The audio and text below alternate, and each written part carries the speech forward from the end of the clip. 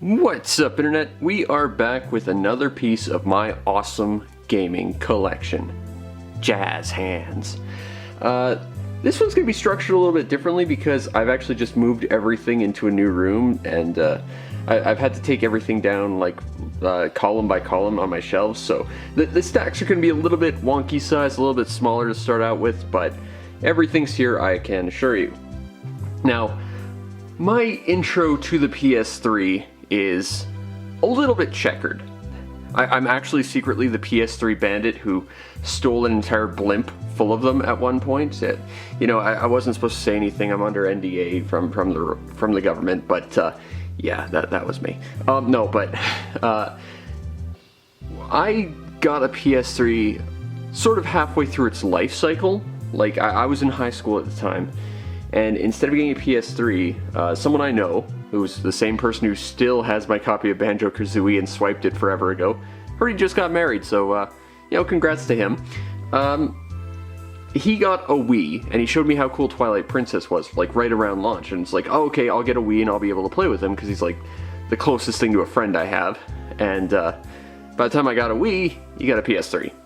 So, I went over to his house, which is something I only got to do maybe twice a year, and we sat down and played some games. He had Call of Duty Modern Warfare, which I didn't like at all, but I did play one map I really liked. I think it was called Creek? I liked that map. That was a cool map. We played pretty much all of Resistance 2 in an evening, which I've got to go back and play the Resistance games because I haven't touched any of them. And we played the demo to one game that I always had an interest in, but I didn't know what it was. And it wasn't until like last year or the year before that I picked up a 360 copy of Bladestorm, which is what that was. And that game was really quite cool. So, I'm in high school, I have trouble finding work, and I don't really have a job or anything. My birthday rolls around, my 18th birthday. And my parents asked me, what do you want for your birthday? And, my family's not all that wealthy or anything, so it's not like I'm going to ask outright for a PS3 or anything. But, if they were willing to put even a little bit of money towards that so that I could, interact with my friend and have a bit of a social life, quote-unquote, or whatever, and I've said this before, I'll say it again, my parents hate video games. They hated it so much that I asked for, a little bit of money to put towards a PS3 that they canceled my birthday outright. I got no cake, no presents. I've never had a party in my life, but, fun story, I never actually turned 18, and in about 3 days, I'm gonna be 32. So, technically I will be 17 forever, I guess. But yeah, I never got a PS3, never got a birthday that year, which kind of sucked. And it was really just out of my parents' own pettiness more than anything. But a little after I graduated, I was taking these online courses and these distance courses, and I was actually teaching a college course of my own. Because the teachers were so bloody inept. That's a story for a whole other time. But I got this sort of small part-time job at a terrible freaking bodega, a 7-Eleven, and that was the worst job of my life. I worked there for a year and then I got fired because my boss did a bunch of like really shady stuff and then fired everyone. It's a whole thing. I won't go into it, but I was supposed to start on my 19th birthday, and my boss at the time, who was really cool, I had this boss for about half a year, he heard that was my birthday, and he was like, oh, hey, that's your birthday? Take it off, it's fine. So I took my birthday off, and I was like, you know what, I got a job, I'm 19, I'm getting me a PS3. There was one in town, and it was only available at like a GameStop on the other side of town. So I had to go like an hour before my first shift of my job, and I did. I went there. I didn't really have a plan for a game, so I just picked the most interesting game that looked like was on their monitors at the time. So it was a fairly new game, might have launched that day, I can't quite remember. But I got my PS3, I got my brand new game, went and worked my shift, hated every moment of it. I was the guy who refilled all the coffee, that was sort of my thing. But I got my PS3, took it home, and I started playing this game. And I absolutely freaking hated it so much. I still hate it to this day.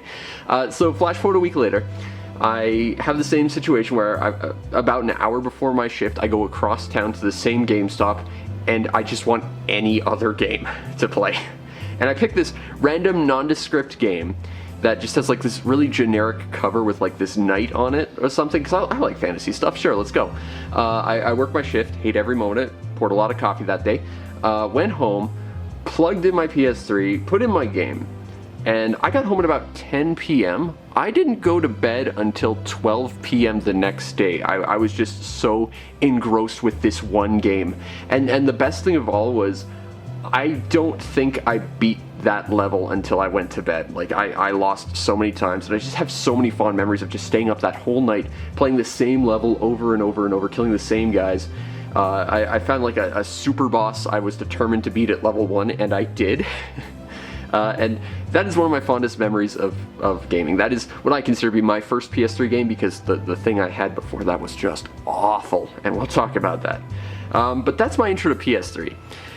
So there you go, that's storytelling for the day, and time to look into my actual collection. And we're starting off with something that's actually ridiculously important to this channel, because it's the first game I ever reviewed, and that is 3D Dot Game Heroes. This is an interesting game. First of all, it's the first game I ever played that was voxels. Like, this was a voxel game, and I'd never seen voxels before. It's like pixels, but in 3D. What is this wizardry? It was such a cool thing. It's by Atlas, so it's actually kind of hard to find. I think this game is going up in price. You can't get it digitally or anything, so if it isn't, I imagine it will be soon enough. But it's kind of like Hide Lied if Hide Lied was made competently. Like, the story is that the princess gets kidnapped, turned into 3 fairies you don't actually have to bother finding, and you go fight a boss. It has a weird cameo with Splunker from the NES, who is the weakest hero. You have to rescue him, and if you do, you can play as him, and it's a super hard mode where he has 1 health, and if he dashes into walls, he gets paralyzed, which you have to spam to beat the final boss. It's so hard with that character. And it has sort of like a Zelda thing, like, you know in Zelda when you have full health and you use your sword and you shoot out a laser? Yeah, in this game it has a version of that, but it's way better. Your sword just grows to the size of the entire screen, and you become basically unkillable. This is a really, really cool game. It was a weird game too, because when it launched, even if you had a pre-order, you weren't guaranteed a copy, because like GameStops that had this coming just never got them in stock for some reason. Like, even places that said they had it in stock never got their stock. It was a very, very weirdly hard to find game, even when you were allegedly guaranteed a copy. And this game is very important for me because, like I said, it's the first game I ever actually reviewed. And, you know, that review got front page of Screw Attack, not that that helped my channel start out, but I remember that for what was, I think it's like a 7-minute long video, I spent 3 months prepping for it because I hadn't really ever spoken before. Like, I've said before, you know, I'm on the spectrum. I was what I believe is technically called like a selective mute, which is just your brain finds it so stressful you just don't talk or whatever. So I just didn't talk until I was 23, when my entire dream was destroyed by a flood, and making YouTube videos on video games showing my passion was like the only avenue of sort of success I had left. So I wanted to make sure I did this right. I planned it out. I had to find a game that was perfect, and this game was relatively new. It was stylized to like it was old, so like, you know, it says I'm going to talk about new stuff, I'm going to talk about old stuff, and it was obscure, you know, and that covers pretty much all the bases perfectly for an intro to what I do. I talk about new stuff, old stuff, and I love my obscure, weird nonsense. And like I said, I think the video is about 7 minutes long. I have not seen all my uploads in forever, but I can tell you that that was like a 12-minute long record session. I have never recorded so much audio in a single place. It was such a huge file size, and I was just iterating and reiterating and reiterating every single line I said in that video, just because I wanted to get it right and because I had no experience actually vocalizing myself. It was a lot of work, and it was really, really bloody stressful, and 3 months worth of work, and I got this review out.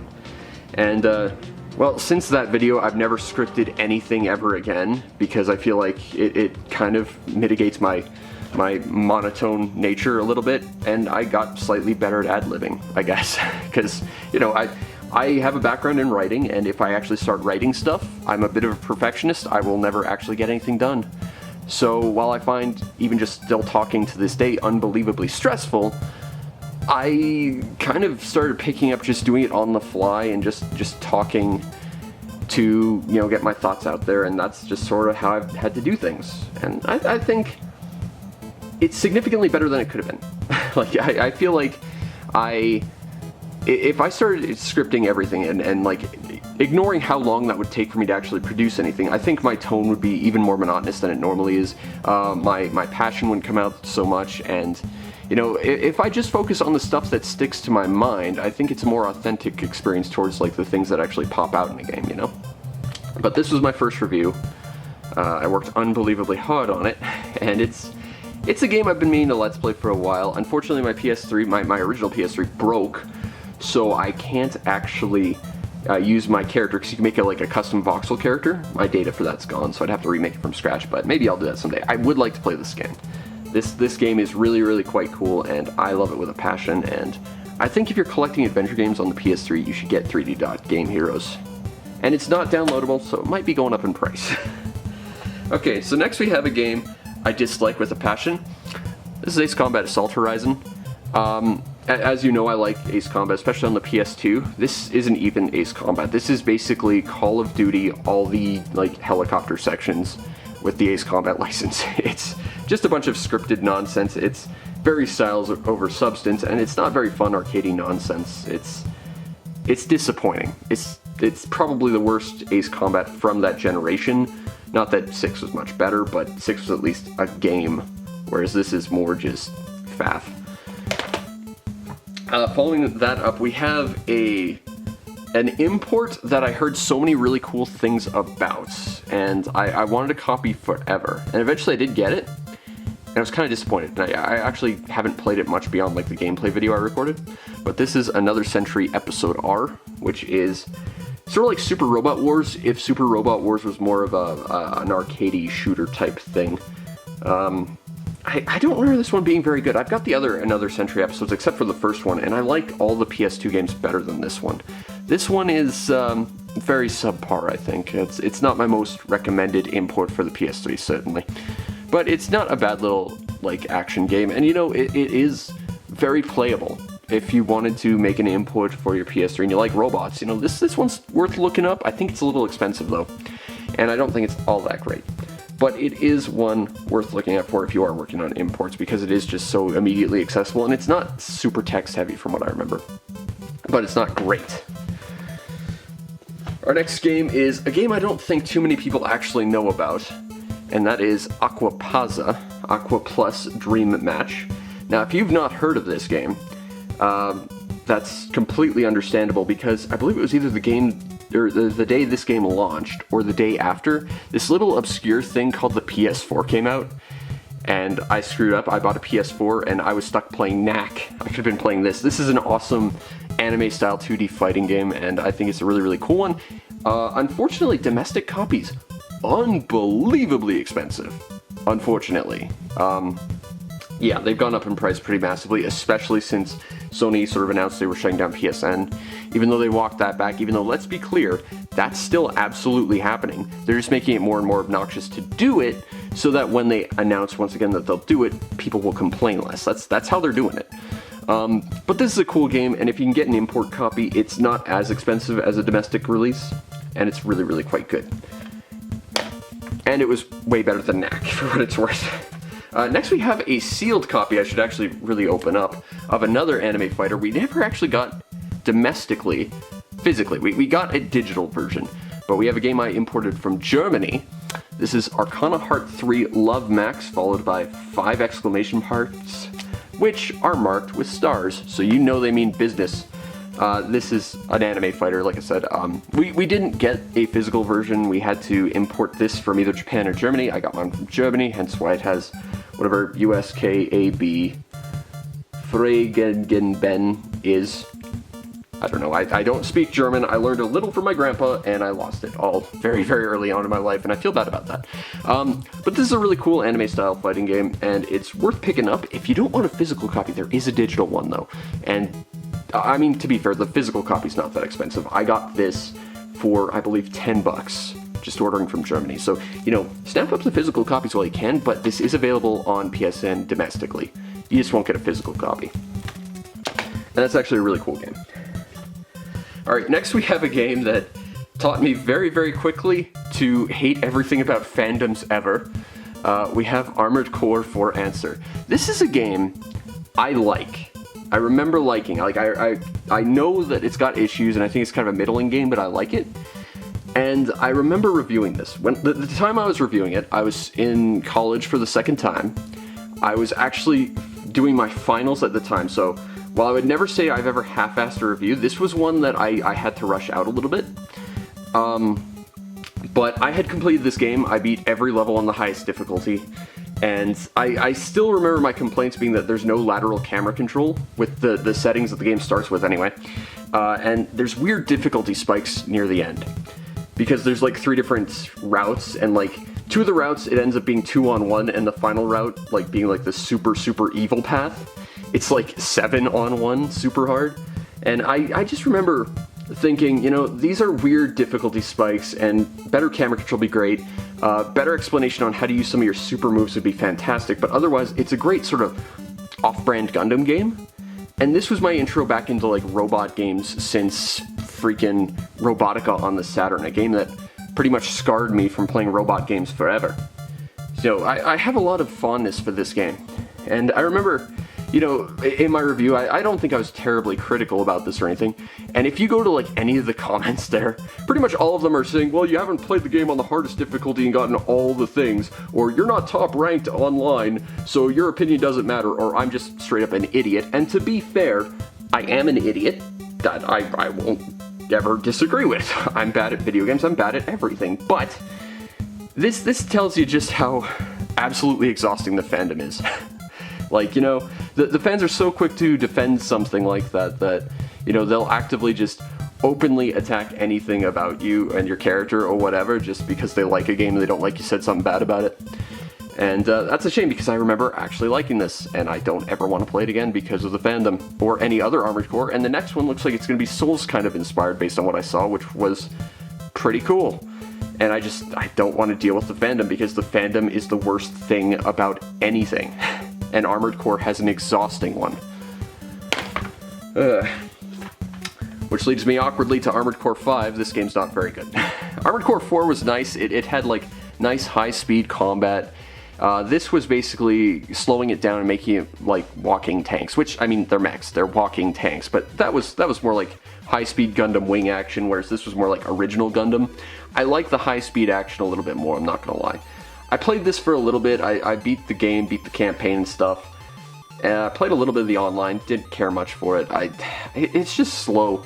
And I think the people who made this, good old From Software, agreed, because they released a version of this that sort of fixed stuff, and I think came with an expansion that I've never played, never had any interest in, because this was just so subpar. Next we have a game that is equally subpar, but did some interesting things. Assassin's Creed! I like the original Assassin's Creed for some things and hate it for others. I hate all the collectibles, I hate how it looks because the faces are just so ugly. They didn't really get faces right in Assassin's Creed until maybe Brotherhood. Maybe. But what was cool about the original Assassin's Creed is that your character had to assassinate his targets, obviously, but you had to like gather information about them, and then there would just be like walking around like certain areas following patterns and stuff. And it was up to you to figure out what the best way to do that was.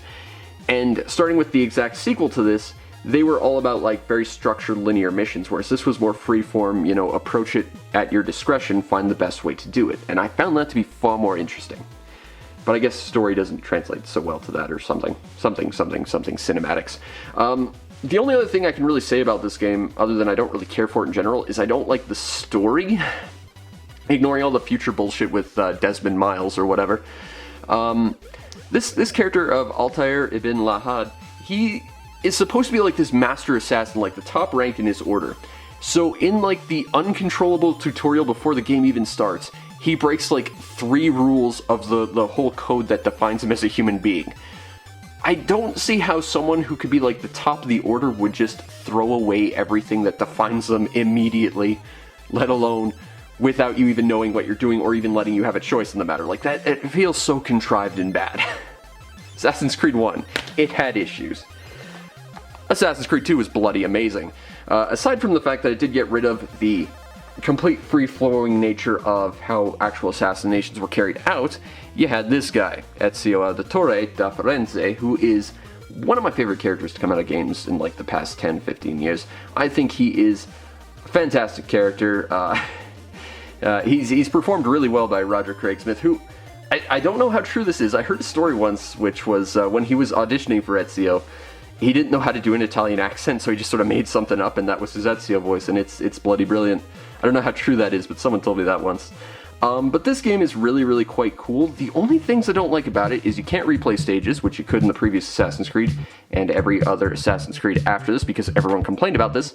But also, I didn't necessarily care for the fact that, like most of the Assassin's Creed games, up until Rogue, you couldn't go everywhere. You were stuck in these like defined areas where you couldn't access everything because the story just said, oh no, like your character did nothing historically significant, so you're not allowed to go there.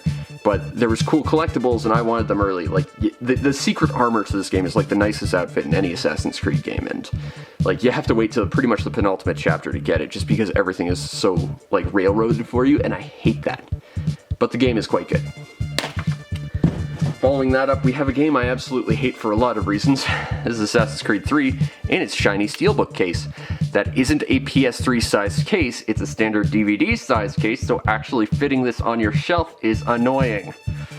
That's one thing to hate. Another thing I hate is the Assassin's Creed that introduced boats. I never gelled with the boats in Assassin's Creed, I'm sorry, they were all awful, and they're such a huge part of it, and they're still a huge part of it. I can't stand that. But this was also the game where you stopped being an assassin. In this game, you play a guy who kind of apprentices with assassins, wears their outfits, uses their weapons, but then he kind of flip-flops between, like, assassin and Templar, and by the end, he's just like, I'm neither, I'm just a Native American warrior guy, and that's, you know, fine, but this is Assassin's Creed. Presumably, you're going to be playing the assassins, but, you know, starting with Assassin's Creed 3, it stopped very much being about assassins. It started being about being everything else but. And I feel like Ubisoft is just sick of making assassin characters because they haven't really made one since Ezio, really, if you think about it. But either way, this is not a good one. Although it did have the rope darts, which were like these little knives tied to ropes that you could throw at people or hang from trees and like make predator clicking noises as you like throw them around their necks and just hoist them up. I love the rope darts. That's the one thing this game's got. It's got rope darts, and rope darts is cool. Everything else about this game is awful, especially the character and the boats. I remember when this game came out, I was thinking, please don't make the character like freaking Altair, a character who's completely devoid of personality. Please make him like Ezio. Nope, we got a character completely devoid of personality, and that sucks. And that's the first half stack. It's a half stack because on my shelf it's actually supporting a bunch of Xbox One games. Alright, the next one we have is Assassin's Creed 4 Black Flag, also known as the one with the boats. Did I mention I hate the boats yet? Because I might. Apparently there's 60 minutes of additional gameplay, whatever that means, and I mean, there's been a million different versions of this that have come out since that probably have that reinserted, but I kind of consider this to be sort of like Wind Waker, but a little bit more playable, because I just hate how empty Wind Waker feels. This feels like better Wind Waker, but I still hate all the boats. The character of Edward is a lot more likable than, say, Connor. I don't think he's a great character, but he's better. He's one of the good ones, so to speak. But again, you're not an assassin. You're a pirate that stole some assassin pants, and in fact, the entire game, you're running around trying to make the assassins like you because you kind of pissed them off really early on in the game, and that's sort of it. You know, it's Assassin's Creed, but in boats, and I hate the boats, so I don't have a lot of love going back to this one, honestly. But it was fine. It was okay. It's just it was better than 3. Let's leave it at that. You can get an Ezio skin, although it's not the armor of Altair, so who cares? Next we have Armored Core Revelations. Thanks, brain. Assassin's Creed Revelations, there it is. Apparently there is PS3 exclusive free original Assassin's Creed on Blu-ray disc. Is there? Huh. Apparently so. I've reviewed this. I've reviewed the entire Ezio trilogy. This is a weird one, because as much as I like Ezio, this is a story that doesn't need to be told because nothing happens and nothing goes on. It's literally Ezio bumming around Istanbul because he wants some keys so that he can learn who Altair was, and that's it. There's nothing really going on with this. If you get the Ezio trilogy, you even get less content because all the collectibles are made redundant because they removed all the multiplayer and stuff, which, you know, probably doesn't exist for this anyway. But yeah, I don't have a lot of love for this one. I don't like the massive gimmick of like the hook blade, which is basically the hidden blade but with like a little coat hanger attached to it so that you can grab things 10 feet or like a foot above you, which Ezio could already do with both the gauntlet and just the ability to jump slightly higher that he got in previous games, so that's pointless.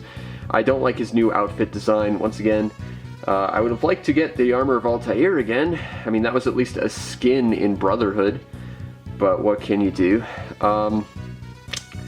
Yeah, I just have no real love for this one. It's Ezio. Ezio does not carry that as much as I would have liked, though. Next we have Assassin's Creed Rogue. This was a weird one because this was Assassin's Creed during the time where there was a new one coming out every year, but this year was special because there was two. There was this and Unity, and Unity was awful, and this was basically just a reskinned Assassin's Creed Black Flag, really. And it's such a weird, dumb game, because the whole plot is basically proving that Patrick Schick over here, he's an assassin at the start, and he lists off all the things that make him an assassin. He's a Templar by the end. He lists the exact same things, and it really just proves that both sides of the conflict are completely the same entity, and that everything involved in these games is pointless. That's what we know.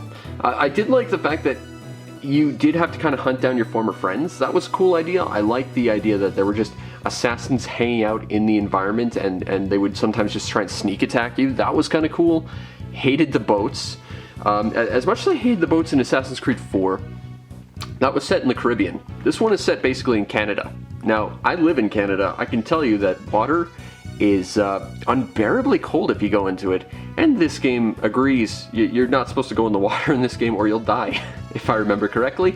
And to be fair, again, I live in Canada. I don't want to run around Canada. Canada kind of sucks like that. It's not as interesting to look at as the Caribbean. It's cold and crappy. That's where I live. So Assassin's Creed Rogue, it was better than Unity, and it was the one that introduced that you could actually go anywhere without being blocked off. It has very little else other than that, though. Okay, next we have Atelier Aisha. I think this was the last Atelier game I picked up. I got all the Atelier games on the PS3. I actually have a limited edition audio drama CD of this game as well that I've never opened, and it's Japanese exclusive, so I don't know why I would, but that might be worth something. If you've never heard of the Atelier games, these are kind of weird. They're RPGs based around arbitrary time limits and crafting more than combat. The idea is that you've got set goals that you need to accomplish in set periods of time, and you do so by gaining arbitrary points usually, or crafting certain items by getting items that you find in the environment. I like these games a lot, but whenever you put a time limit on me, even if it's a very, very generous one, I said this about Nindo on the Super Nintendo, which has like 2 full in-game years or something like that of like bonus time that you can just whittle away. If you put any time limit on me, I panic immediately, and I find these games really, really stressful. I didn't invest myself much in Atelier Aisha. I was more interested in the other Atelier games, and that was just the last one I played, and I just never got very far. Next is Atelier Maru. This is an interesting one because it's the final game in the Arlen trilogy, and you play as a princess who can order stuff to be like changed and remade and like modified, and you can build up like your empire and stuff. I thought that was really genuinely interesting. I don't remember much else about this game, though. I think I beat it like 2 or 3 times. It's probably the one I played the most, and I think it was mechanically very, very interesting, but I just don't... It didn't stick with me as much, I don't think. But it's one of the better ones, I think, on the PS3. Top 2 easily. Next is the first Atelier game I ever played, Atelier Rorona. I really, really liked this game, but I never got past like the first couple months. Like I have no idea why either. Like I played it, and I remember thinking I'm really enjoying this game, and then I just never turned it on again for some reason. There are some things I really dislike about it though. Like this game has a bunch of companions that you can recruit, but every single one of them, even your best friend, will charge you money per day to be like in your party, even though like they're your friends and stuff. That really annoyed me about this. Also, the time limits in this one felt very, very tight. from what I remember. And that wasn't something I was a huge fan of, you know? I should go back and play these games, but I remember that being really rough. I remember there being like monthly like festivals and stuff, and that was pretty cool though. But yeah, otherwise I just found this one stressful and annoying that all my friends wanted to charge me money just to, you know, help me. And I needed them, so I didn't like that. Next we have probably my favorite, which is Atelier Totally. This is the one I really like. It's the second one in the series. It feels like it was a lot fairer. I don't think your teammates charged you money anymore, which is good. You could get the knight, who was my favorite character from the first game, to join you for basically nothing, which is cool from what I remember. This one also had a lot of like permanent upgrades you could craft. So like you could craft a bigger bag and like a portal that would teleport you places, and like shoes that would let you move faster. It felt like you were constantly upgrading and making your character better and better and better, and that was really, really cool. And it felt like they were huge, game-breaking, like life-changing upgrades, and I loved that. I have a bit of a fun story for this though. Like, I'm probably gonna like spoil the end game for this a little bit, so I'm sorry about that. But it's a story I gotta tell because it's the most memorable thing about this game. So you're playing the adventurer Totally, and her whole goal is that she wants to find her mother, who was an adventurer who disappeared. And like one of the last, like you're on a time limit across the entire game, similar to the others. And if you fail to meet certain goals by those time limits, you just get a, you failed, you went home, you were sad, and you never knew what happened to your mom. And one of the big goals you need to complete by the end in order to get the barest minimum actual passing ending is that you have to build this boat to cross the ocean to see where your mom went. And I had done that. I had built all this stuff to build a ship so that I could go find my mom. That was what I had done. And nothing happened. Like, not a thing. No cutscenes, no one telling me what to do next, no way of actually getting on the ship or anything. So I figured maybe this is a time-gated thing. Maybe it's like you have to build a boat by this period of time and then the next chunk of story will happen. So I basically just started wasting time and killing time more and more and more. And it wasn't until I was just randomly crafting something that I realized that one of the ship parts I had built, I accidentally left in my storage container. So I took that out, I delivered it to my dad, who built me the boat. I got on the boat, I rowed across the ocean, fought a kraken, barely won that fight, that was a hard fight, got to the other side of the world, set foot on there, and then suddenly an arbitrary message said, "Oh, you're running out of time, go home." So I went home, and the game basically said, "Well, you figured out that your mom went on an adventure, congratulations, and you hope you'll see her again someday." That is literally the barest minimum passing ending, just because I wasted so much time near the end, because of a logistics error, because I'm just that dumb. Literally, had I waited one day more, I would have gotten a game over sort of situation, and had to start the game over again. It's a long game too. And I don't know why, but that's such a fond memory from me. I like this game. I don't think I've ever tried to play it a second time. I kind of want to, because like I said, I like the constant feel of you getting permanent upgrades and stuff like that. Just, that hits so right for me, you know. It feels like you're constantly being rewarded. And I like Totally. She's just a great character. So maybe someday I'll play more Atelier games, but this is one that's pretty high on my list. Alright, next we have a game that I think quite a lot of people liked. It's BioShock. I quite like BioShock. I haven't played it since the first time I played it, which was on the hardest setting without respawns, because I wanted to be that guy, and I beat the game like that too. That was interesting. But if you're not familiar with BioShock, I don't know how you've gotten around this long since it's been remade so many times. This is sort of a spiritual successor to System Shock, and it's basically Ayn Rand's Atlas Shrugged, the video game, where you go underwater and you go into a utopia for people by people who are not going to be constrained by, you know, anything other than their own desires or whatever. And you have to fight big daddies and save little girls, or kill them. I never killed any. I'm too nice a guy. I kind of saw the plot twist to this game coming a mile away, and I think the combat's a little bit clunky, but this game is incredible for atmosphere, and I think it is a very, very good game. I wouldn't recommend buying this for the combat or the gameplay so much as the story it tries to tell and the atmosphere though. But it is kind of a spooky game, although I am a total wuss. And I think BioShock is a game that everyone should experience at least once. It's genuinely that good a game. Okay, next we have, going back to how Armored Core was sort of my first robot game in about 20 years. I hadn't played fighting games in a very, very, very long time. In fact, I can tell you that the last fighting game I played was in 1996. It was Virtua Fighter 2 on my Sega Saturn. And I've said this before a million times, I'll say it again. Like, I have issues with my hand muscles. Like, I have very, very rough abilities to actually do like anything sort of detailed with my hands. So fighting games are always very, very difficult for me. When I played fighting games in the arcades as a kid, I'd play like Street Fighter 2 or Mortal Kombat like anyone else. I never once, not a single time, won any fights. And that's because everyone I fought was using like, fireballs or like, fatalities or all these sort of crazy things. I had punch and kick and that's it. And I just thought I hated fighting games, and it wasn't that. I actually quite love fighting games. The problem is very few of them have any sort of accessibility for people that have hand control like me. But it was, I want to say about 2012, I kind of thought maybe I was too harsh on fighting games. Maybe I'll go back and try one. And I picked up BlazBlue Continuum Shift. And this was what started me to actually play fighting games after about 16 years. And this game is awesome. First of all, it's got a metal soundtrack. It's anime AF. The characters are great. The story is incomprehensible. But it has something called Beginner's Mode.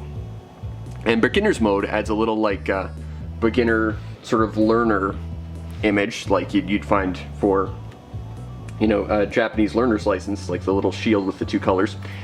And when you install that onto your account, it allows you to do all the special moves by holding down buttons and stuff, which actually means I can do that, which is amazing to me. That meant that I could finally actually play a fighting game.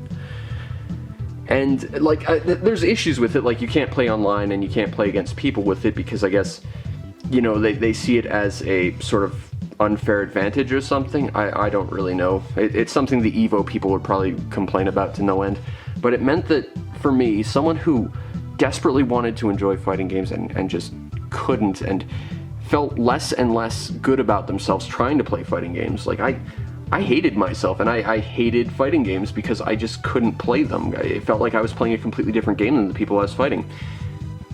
The fact that I could do the flashy moves and stuff in here, it actually made me feel good about myself, and it made me enjoy fighting games, and it made me try fighting games again, and, since then I've gotten several. I quite like fighting games, but, they have to be ones that I can actually play to actually enjoy. Like, I said this about Guilty Gear Strive. I love that game. I cannot play that game. And that's what prevents me from recommending it because, accessibility options are important. They don't take away anything. They only add to the experience and they let other people enjoy stuff, And for me, that's fighting games. So basically, add a beginner mode where, you can hold down buttons or do something very simple to do the extra stuff and I can actually enjoy your fighting game, and I would love to, is the short version of this story. But I have very fond memories of BlazBlue Continuum Shift. Following that, we have a game I don't really have all that many fond memories of, but I played a lot of it, Borderlands. I remember, I think I heard about this game on a podcast somewhere, way back in the day. I want to say it was like 2010, 2011 or something like that. And they said this was a really amazing game. I played it. It was boring. It really is. There's basically no story to it. This is a game designed to be played by multiple people, which, if you're playing alone, isn't very interesting. There's no story, there's not really much character. I played the Siren. The Siren is broken because she can be invincible. But I just didn't like this game all that much. The sequel is significantly better. The sequel to this was an actual game. This was actually effectively a tech demo for a loot drop system. That's actually what this game was supposed to be, and then it just sort of became a game, which kind of explains why there's very little actual story or character to it. And I wouldn't recommend going back to the original Borderlands, like, ever, because it's not that good. But Borderlands 2 is decent, although I'm not the biggest fan of it. But here's Borderlands 2. I got this launch day. In fact, I got like the special edition that had a bobblehead, which I actually just threw out the other day because it was broken. But this game was actually good. I don't like it all that much, but I do like the villain, Handsome Jack, who's constantly taunting you, and he's just such a likable asshole of a villain. Like, he's a great character. He's probably the one great character this series has had, and that's a real shame. But I like this game a lot more. Whereas the first game took place entirely in deserts, this one takes place basically entirely in deserts, but it snowed a little bit. Vehicles are awful as they were in the first game, but there's a lot more different weapons. They have like these weird sort of like energized weapons that behave differently, which are very, very cool, but hard to find. I quite liked them. Although, again, they were hard to find. I don't like any of the starting characters. Like, the first character I played as was like the ninja, who felt like an off-brand version of the Siren from the first game. I remember thinking that like, the Gunzerker was just a knockoff of the Berserker. There's two Sirens, although they do play differently. And then you've got this guy who's literally the soldier from the first game. I don't think this game was all that good until it introduced the DLC characters. Like, I love the summoner girl who summons a giant robot. And the funny thing is, the customizable robot you get with that character isn't even all that good. She's great when you spec into her tree that lets you do more damage if you miss, and then you just like get free shots and stuff for days. Once you really figure out how broken these characters are, it's pretty great. And like, it's a great game. The first game isn't even a game. This one's actually what Borderlands should be.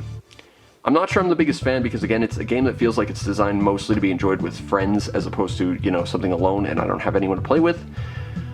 But I have played a lot of this game, and, you know, I do think there are large portions of this game that feel like they're just padding. I do quite like Borderlands all the same. Or at least Borderlands 2. Next we have something a little bit weird. We have the add-on contact pack for Borderlands 2. Because for some reason they decided to have physical DLC discs.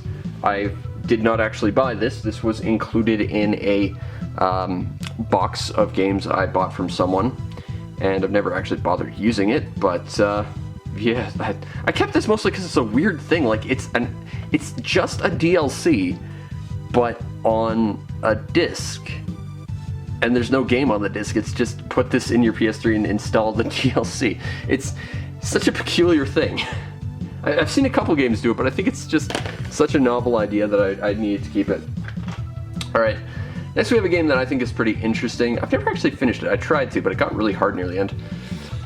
We have Brutal Legend, starring good old Jack Black. In one of the few roles I think Jack Black's actually suited to play, because if I'm being honest here, I think Jack Black can play one character, and that's the character of Jack Black. If he has to play anything other than like a very excited kid who knows a lot about like music and stuff, he's not as good. Like, he's great in Kung Fu Panda and like School of Rock and you know, this, Psychonauts, you know, anything where he gets to be himself. But, you know, when he tries to play different characters, he has some issues. This is a weird game, because it starts off like a hack and slash, and then it kind of becomes like a weird sort of turret game and like a third-person driving game.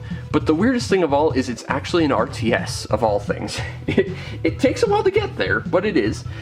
You are in the land of metal, where you have to, you know, stop this horrible uprising with your headbangers and your other metal friends and stuff. It's really cool. Ozzy Osbourne is the literal god of metal in this game. The soundtrack is absolutely killer. I love metal music. And this game is a good one to pop in any day. It's just such a weird game, and I think because it tries to jump around genres so much, I don't think it's going to hit too many audiences, but I think it is a game that everyone should play just because of how interesting it is. And it is Double Fine, you know, back when Double Fine were, you know, not putting out stuff on Steam that is still considered reprehensible to this day. So that's good. Although I have heard Psychonauts 2 is pretty good as well. I still need to play it. Why have I not played Psychonauts 2 yet? What's wrong with me? Anyway, Brutal Legend. Very, very good game. I remember lending that to someone, and they didn't give it back to me for about 3 years. Okay, so next we have something that I didn't actually pay for, but it was in a box of something I bought, so here it is. A bunch of Call of Duty. Oh, and Cross Edge. We'll talk about Cross Edge. It's a bunch of Call of Duty, who cares? This is Cross Edge. This is a game I've wanted to review forever, and I haven't for a lot of reasons. mainly because I'd have to play this game again. I've been told this game's actually pretty rare and hard to find. This is a frustrating, insufferable mess. Like, this is a crossover game, if you couldn't tell with the giant X and cross in the name. But Cross Edge is a big crossover game, and it is what I would say is a crossover game done wrong. A crossover game done right, in my opinion, is a game that has a bunch of different IPs involved that let you freely explore them, and, you know, if you don't want to play other characters, don't. Play the characters you like. If you want to explore them, see what they're all about, and maybe get some interest in what they do, you should. Yeah, this game, it's bad. I think it's got something like 50 playable characters. Each of the characters have to be leveled independently and don't level if they're not in your party, so that's fun. You have to individually assign stat points to them, and they do that N1 thing of if your stats are just a little too low, you miss every attack or you do 1 damage. This game is one where you have to dump a lot of points into basically everyone's stats to do stuff. This game also has about 800,000 different invisible flags that you need to do in order to actually get the good ending to this game. Up to and including, if I remember correctly, you have to play a boss fight using Etna alone, and Etna's an obnoxious character because she joins and betrays and joins and betrays and joins and betrays your team so many times, so she's always underleveled. You have to beat a boss with her, and it's a fight you're not designed to win, and you have to do it with like 3 turns, or else you don't get to do it. There's so much obscure nonsense that you have to actually do in order to get the good ending to this game. It is, if you don't do it with a guide and you don't have a lot of patience and time on your hands, you're never going to finish this game. It's awful, and it is obnoxious, and it is the perfect example of a bad crossover. It might be the worst crossover I've ever had to play. So, yeah, I remember finding that just before I had to go to work that day, and I was super excited, and I got home and played it, and it was sad. Alright, next is a game I think I paid like $1 for. This is Untold Legends Dark Kingdom, the first in the very long storied Untold Legends series of one game. I made a What the Hell Is video on this many years ago, because I got this in a bundle of stuff that my uncle sort of facilitated for me. And it's an okay game. It's a launch title, but I think it's an okay RPG. I just have never gone back to it, and I don't think it's all that great. And I don't have really much else to say about it. But if you can get it cheap, I guess that's the thing you can do. Alright, our next game, de jour. Dark Souls 2, the second Dark Souls, the one that I think everyone likes to talk very down about, and I am inclined to agree a lot about. Just the Shrine of Amana alone makes me never want to play this game again.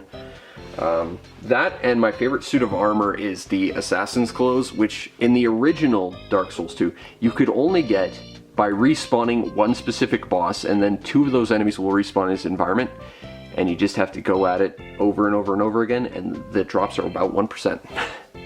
I don't know, there's not a lot I like about Dark Souls 2 as much as the first Dark Souls. Like, the first Dark Souls, I think, was the opposite of how this game was designed. Like, the first Dark Souls game was basically you start at one point, and you have like 3 different ways you can go. And then they just spiderweb into like this huge, interconnected, like insanely interesting world.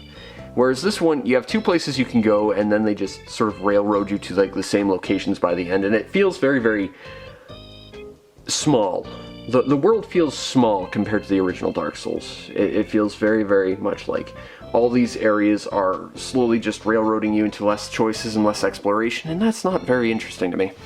There are some cool things about it. I do like that there's a fight in a windmill, and if you burn the windmill sails, suddenly the fight there is significantly easier for you, although it's not clear that you can do that. I like that. That's a cool idea. I remember when I played this, I've never actually finished the original version of Dark Souls 2, I've done the upgraded version, but I got so far, and I got to this one fight, and I was so annoyed with it, because this fight does curse damage, and then you have to fight the boss and fight curse damage, and I just gave up, and it turns out the fight I gave up on was the final boss. I never bothered finishing the original Dark Souls, and that's fine by me, honestly. I played the upgraded version. It's better, but not great. Next is Dead Island. This was on my poop list a couple of years back. This is, once again, a sign that I don't care for zombie games, and I think zombies are played out. This was a game where you're a bunch of vacationers who, in the opening cutscene, you run into yourself because there's 4 playable characters, and the opening cutscene is, for some reason, shot in first person, but you see all 4 characters, so clearly you're running into yourself somehow. These 4 vacationers are like the only people who aren't infected on this island, so they have to run around collecting random crap and killing zombies and stuff. But everything has like a durability, and it breaks super, super easy. Like, I remember that I believe the wrapper has like this bonus points, like a status bonus towards melee attacks. And I know if you don't have a weapon, you'll kick things. So I picked him thinking that his kick was considered a melee attack. It wasn't. Basically everything in this game is just awful and slow and plodding, and you just have to cycle through so much crap that it takes away from what you're supposed to be doing. Like, it might be kind of playable if the enemies were more interesting than just generic zombies, and your crap didn't break every 2 steps, but again, it's got the same issue that Breath of the Wild has. That prevents Breath of the Wild from being really enjoyable for me. Okay, so this is the final game of the second stack, and this is the game I mentioned in the intro, the first game I ever had, because the actual first game I had was bad. This was a game that I bought because it had Generic Knight on the cover, and I figured, why not? And I sat down and I played for about 14 hours straight before I beat level 1. That game is Demon's Souls. This was my second, it was my first PS3 game. And I remember running around the walls of Boletaria Castle just deciding, you know, I'm not going to finish this until I kill the super boss in that cathedral and get that crazy sword. That super boss is harder than anything else in the game, and I took him out at level 1, and I was determined to. And it took 14 hours, but I did it. And then I killed Phalanx and I went to bed. And I was so proud of myself. This is... I don't want to say this is where the Soul series starts, because let's be fair. Before this, there was Shadow Tower and Shadow Tower Abyss, Eternal Ring, the Kingsfield games, but this was the first game that had the Souls name, I guess. And this was a system exclusive that was apparently not originally going to come out in North America until Atlas stepped up to publish it. And not a lot of people actually played it, which is a shame, because it's a very, very good game. It's very different from the other Souls games. It's level-based, you teleport between levels and stuff. And some of the stuff's weirdly balanced. I remember there's one thing about this game I absolutely hate, which since I played this originally, I've found a way to mitigate, but this game has not 1, but 2 karma systems. It has a world karma system and a character karma system. And the thing is, if you kill a boss, you become human and you have more health. It's the only way to become human in this game, which is kind of annoying. But if you die as a human, the world loses karma. And if the world loses karma, the world basically has 3 levels of karma. It has neutral karma, good karma, evil karma. And anywhere between pure evil and pure good is useless, but those 2 extremes have a lot of stuff in them. So what you kind of have to do to get everything is basically play perfectly and get all the exclusive stuff, and then die a whole bunch as a human to get to like the negative karma. That's really obnoxious to do, and if this is the first time you're playing this, you'll never know that. The first time I played this, I had neutral karma pretty much the entire way, because, you know, I'd kill a boss, be human, oh, then I'd die. You know, and that's how that went. So I missed out on pretty much all the cool exclusive stuff. And it wasn't until I, you know, tried to play this a few years ago before the PS5 version came out, which I've played a whole lot since, you know, you can kill yourself in the hub world, which is unaffected by this, and then suddenly you get no karma loss, effectively. And that's how you mitigate that, basically. The only thing I don't really like about this game, only thing, and it's the thing that the PS5 version fixes, aside from the fact that it's an amazing tech demo for the PS5, and it's still the nicest PS5 game, is there's a boss in this game that has this amazing armor. He's called the Penetrator, which make all the jokes you like. He has this really kickin' armor. You can't get it in this game. You can get it in the PS5 version, and I have.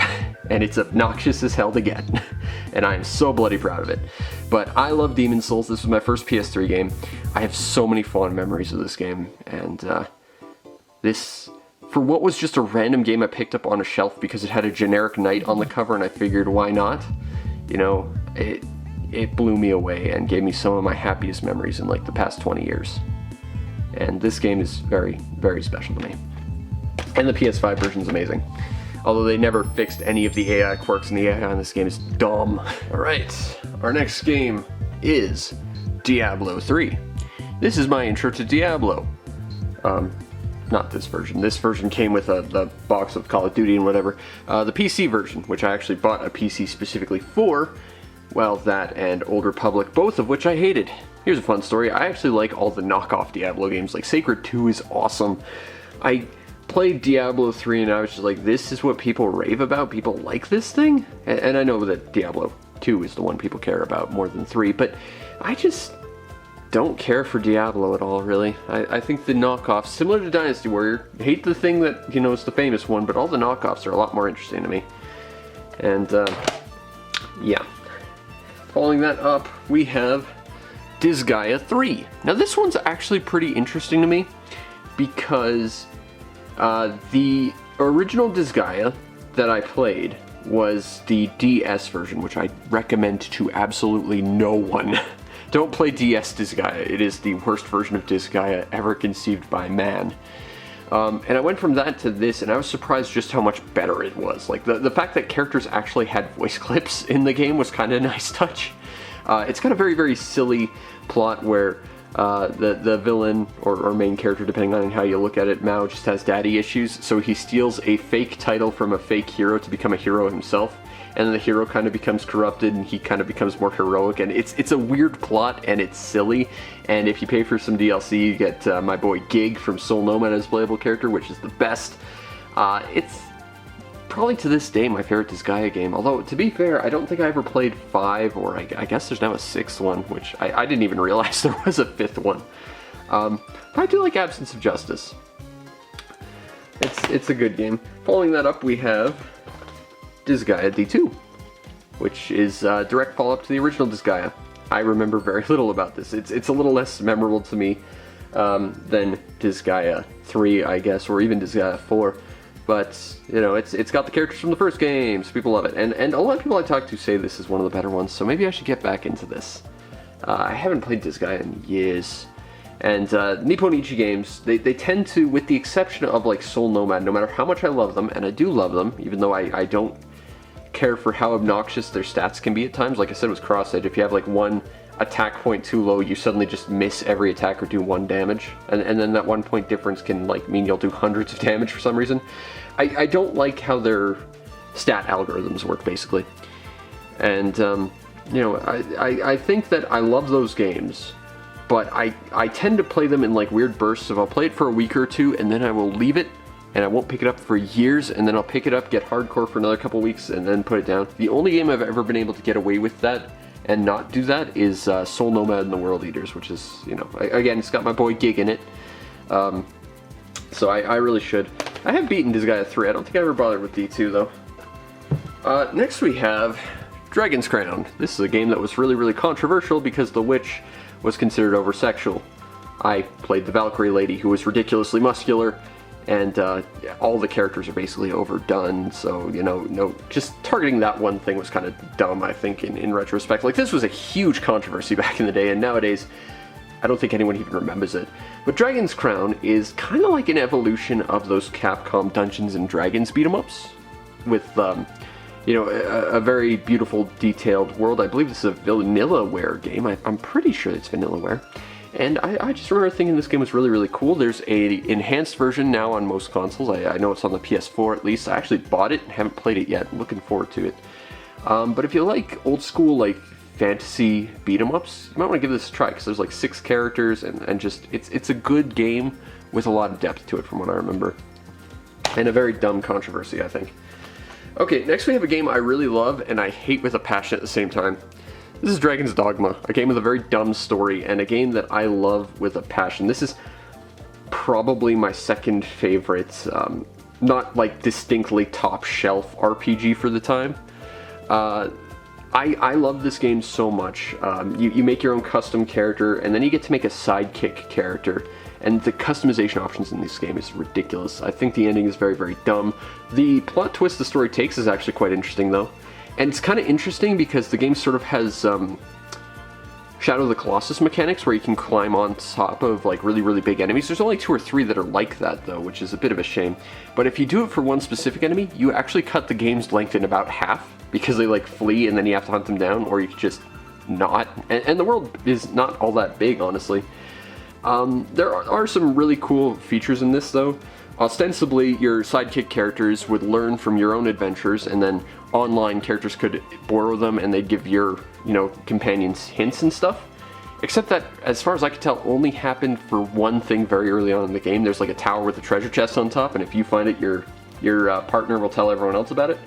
I don't think that happens for anything else in this game, which is a shame. It has an amazing theme sung by Bees that was scrubbed from the remixed version, which is kind of a shame. I've never played the remixed version, actually. But the thing I dislike intensely about this, aside from the fact that the only sequel we've got, at least there's supposedly a new one on the horizon now, which is good, was an MMO that was Japan exclusive. That, and I love this game so much, I actually did bother to try and platinum it, and I'm missing one, and it's a story-based one you get halfway through the game. The game bugged on me. And I don't normally care about trophies. Like, I fundamentally hate them. Like, no disrespect if you love them, but if I get them, it's either because I'm loving the game and just want to experience everything, or I am OCD and I'm missing one, and I can't do it for this game, and I actually genuinely want to because I like this game. So that bugs me a little bit. But Dragon's Dogma is quite a good game. Next we have Drakengard 3, because I own all the Drakengard games, because of course I do. If you've never heard of Drakengard, which would be basically everyone, perhaps you've heard of this little game called Nier Automata. Yeah, that game isn't the first game in the series, it's actually like the 6th, depending on how you want to count Gestalt and Replicant. But this is Drakengard 3, it came before Nier Automata, and it is an extension of the Drakengard game. This one is sealed. I actually have a digital copy. I bought this just for my shelf so that I had a physical version of everything in the series. Very proud of that, because I do love this series, even though it's obscure and it didn't sell well anywhere. The Drakengard series is kind of interesting though. I've got gameplay videos of the first 2 out there, but they're kind of like Dynasty Warriors, but if you ever get bored of the hack and slash, you can just jump onto a dragon and just nuke everything. And that alone is worth the money, I think. The physical copy of Drakengard 3 is actually going up in price a fair bit. And you'll notice it's got a blue stripe on the side as opposed to that, because they wanted to like make it match the PS4 stuff. And I think only 3 PS3 titles did this. Drakengard 3 did it. Deception 4 did it, and I can't remember what the other one is, but there's 3 that did this, and then that just went away forever, and I don't know why, but it looks weird on a shelf, if nothing else. I kind of want all 3, but Deception 4 is hard to find. Okay, next we have Dynasty Warriors Gundam 3. I hate Dynasty Warriors, I've mentioned this before. I like the knockoffs, like Drakengard. I hate Dynasty Warriors. I bought this specifically not because I'm a Gundam fan, but because my favorite character in all of Gundam, Duo Maxwell, is playable in this game, and he's voiced by his actual voice actor, Scott McNeil, who I quite love his work. So yeah, he plays the best Transformer in Dinobot and the best Gundam pilot in Duo. Okay, he made my childhood, and I bought this just for that. I did for a while have Dynasty Warriors Gundam 2, and unfortunately that got stolen. Not that I have all that much love for it, but I kind of wish I'd still had it, but yeah, bought this just for Duo. He's my boy, had to respect that. Next we have a game I think everyone should own because it's genuinely quite a cool game. This is Enslaved Odyssey to the West. I've got a gameplay video of this as well. This is, it's kind of like Uncharted in the sense that it's a third-person game with a lot of environmental platforming and stuff. It is basically Journey to the West, except sort of re-envisioned as a post-apocalyptic thing, and it stars Andy Serkis, who is an absolute treasure. This game is just really, really cool, and I think that it's a game everyone should own. I think it's definitely like it's not going to make the biggest splash, but I think it's way better than its budget and its reception gives it. Look for this game, it's very, very cool.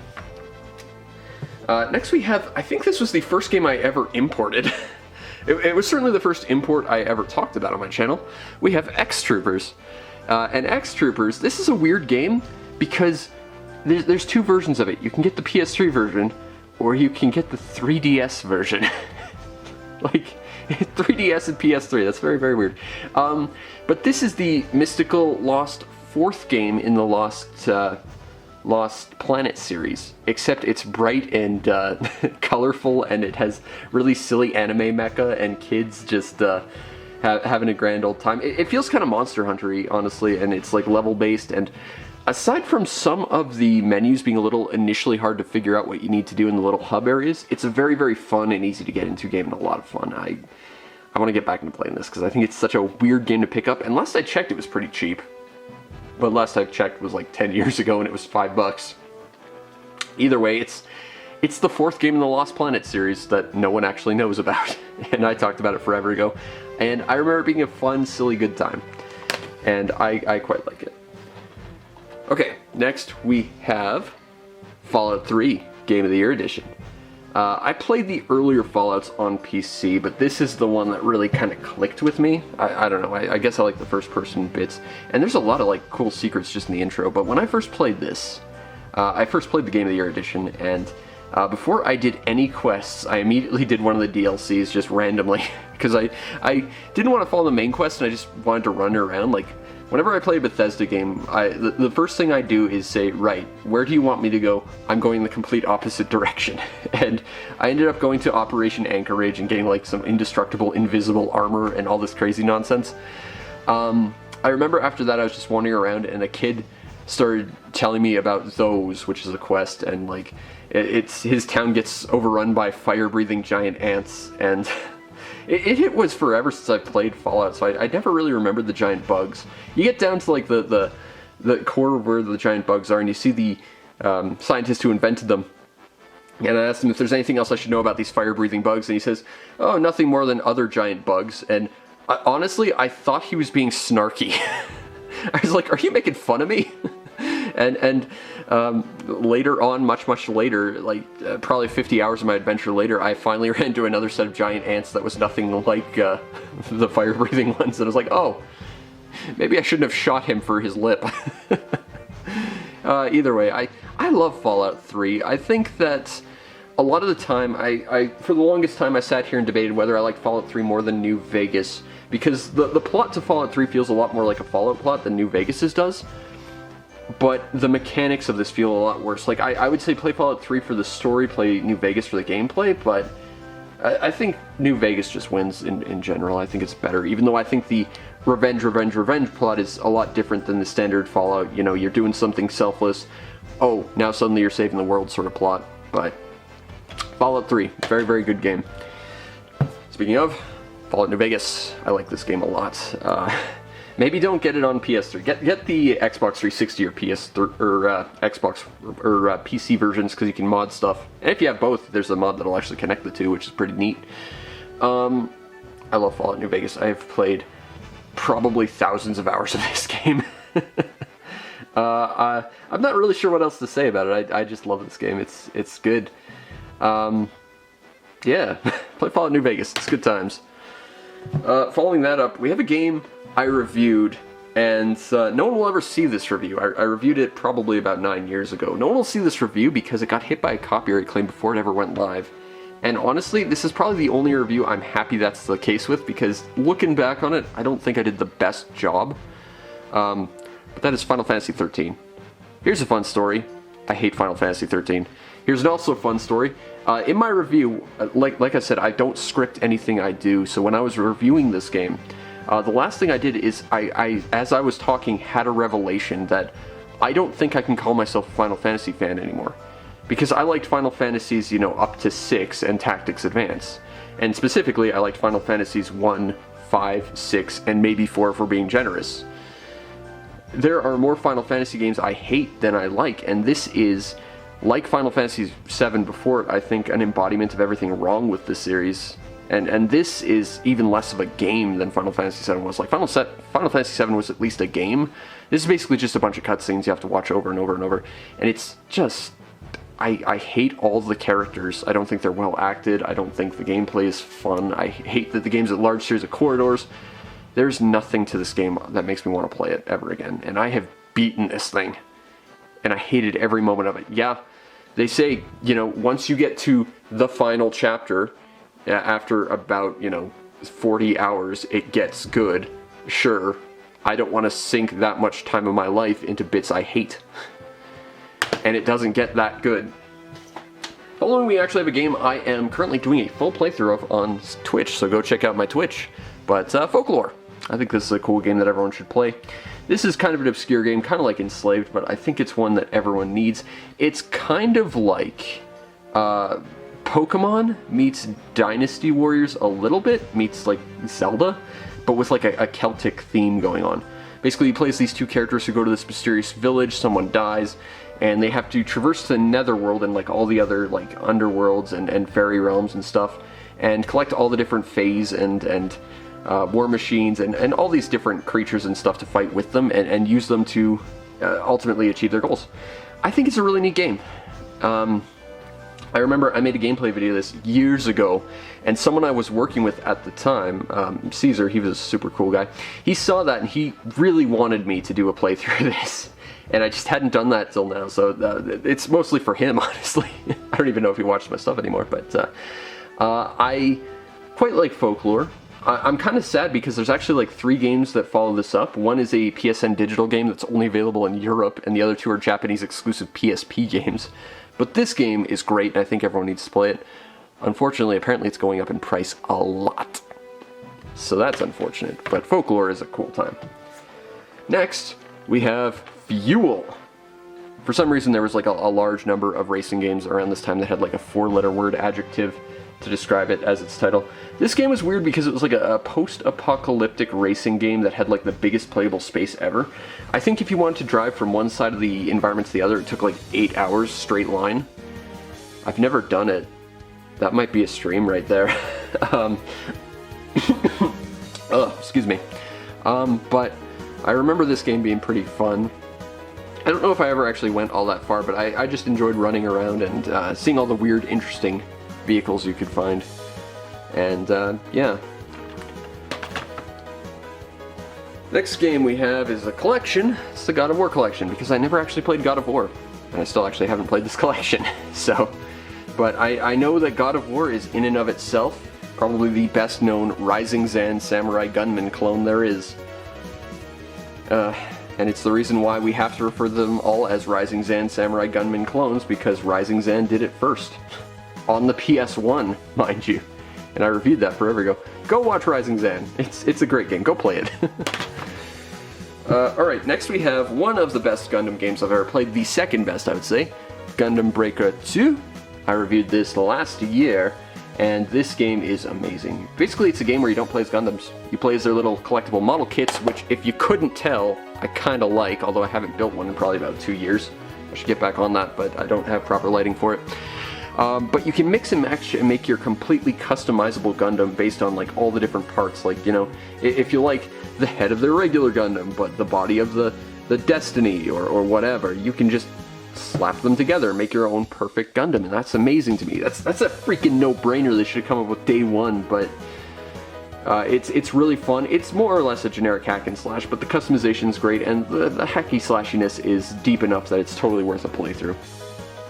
The first game, less so. The third game is at least available in English if you get the special Chinese version, and the one they actually released in North America is just garbage. And I think they made one after that, which is a mobile phone thing, which, yeah. Get Gundam Breaker 2, it's good. Next we have the Ico and Shadow of Colossus collection, or Eco. I think I pronounced it Eco myself. I'm not super familiar with Eco. I tried to play a little bit of it, and I just hated having to babysit a follower the entire time.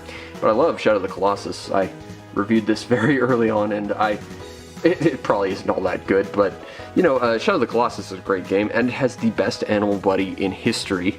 Second best, I'm sorry. I forgot about the dragon they named after me.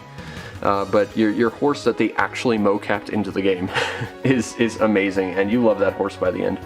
And it's such a weird game because you spend so much time just alone with your thoughts and your horse, and it feels very emotional by the end of it. And by the end, you're kind of the villain because you're just killing these completely harmless monsters that are otherwise just living their life, and you're like the person killing them.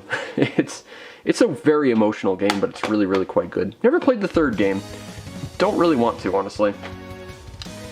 Alright, next we played Hyper Dimension Neptunia Mark II, the sequel to Hyperdimension Neptunia. I have opinions about Neptunia 1, but I'll save them for when we talk about it. This is the sequel to Neptunia, and I think it was significantly better. Like, the original Neptunia had a lot of issues. This one basically made it a far more streamlined, far better feeling RPG. And it was just a really good time, and it still had the humor and silliness of, you know, a meta-commentary about the gaming industry and stuff. And it was just a good time. I quite like the Neptunia games, at least the 3 I've played. I've not played any of the PS4 ones. I probably should, but they kind of oversaturated themselves a little bit. Next is Neptunia Victory. This game is also very, very good. Again, it's basically an iteration of Neptune Mark II. There's not really much else to say about it, but there are more characters, and that's really, really cool. Yeah, not much else to say about that, though. Next we have Infamous. This was a game by Sucker Punch, who made a N64 game I just finished streaming, as well as one I reviewed forever ago. They also made Sly Cooper. I think they have kind of a reverse trajectory of what you want, though. Like, I think their N64 game was the best thing they ever put out. I think that Sly Cooper was very, very good. I haven't played the sequels. I need to do that because I want to review them at some point. I hate Infamous. I just do. It's generic open world game. Generic open world game. You know, I don't care much for it. It's got a morality system. It's got a lot of pointless collectibles that just waste time. And it's got a character that's not that interesting with a plot that's better off not talked about. So, there's also the sequel. The best thing about this is it came with a knapsack that I still own today, which is like the best bag I've ever owned. Because I bought the collector's edition stupidly, thinking that this game might actually be worth something. It's not really. It's better than the first game, but it's not that good. Next we have Initial D Extreme Stage, because I love Initial D. This is actually a really hard to find and hard to get game. And it's not super great. It's got all the Eurobeat you could want, and you can drive your own Torino, which is amazing, because even just trying to get like a Hot Wheels of that thing is stupid. Seriously, the wheel of a Hot Wheels Torino is like $1,000 for some reason. I'm never going to own one. But I love the Initial D anime, and you should watch it because it's great. CGI's a bit rough, but you know, it's very, very much worth it, and the soundtrack's amazing. This game is a bit clumsy though. Like, it's all about drift racing, but everything feels very, very clumsy and clunky. And by the time you get used to it, you can upgrade your cars, and then suddenly you have to get used to it because it kind of handles completely differently. The other issue I have with this game is it feels like your opponents are basically physical brick walls. And they're going in set courses, so you can't, like, shunt them, you can't get around them. If they hit your back end, they will, like, kind of just push through you and push you backwards. They're basically immovable objects following a set pattern, and any sort of deviation from their pattern kind of breaks you and not them. So that's not so great. But I do think it's a great game. It's got a fantastic soundtrack. It only has like 5 stages though. Although you can go like uphill, downhill, and during like rainy times during those courses, which is cool. There's just not a lot of stages, but it's a cool import and it's real easy to play. And if you like Initial D, and you should because Initial D is amazing, you know. Speaking of, JoJo's Bizarre Adventure. This is an amazing fighting game. I played with my brother, and there are just so many references, and it's just a fun fighting game, and it's relatively easy to play. Like, I played this and played well enough.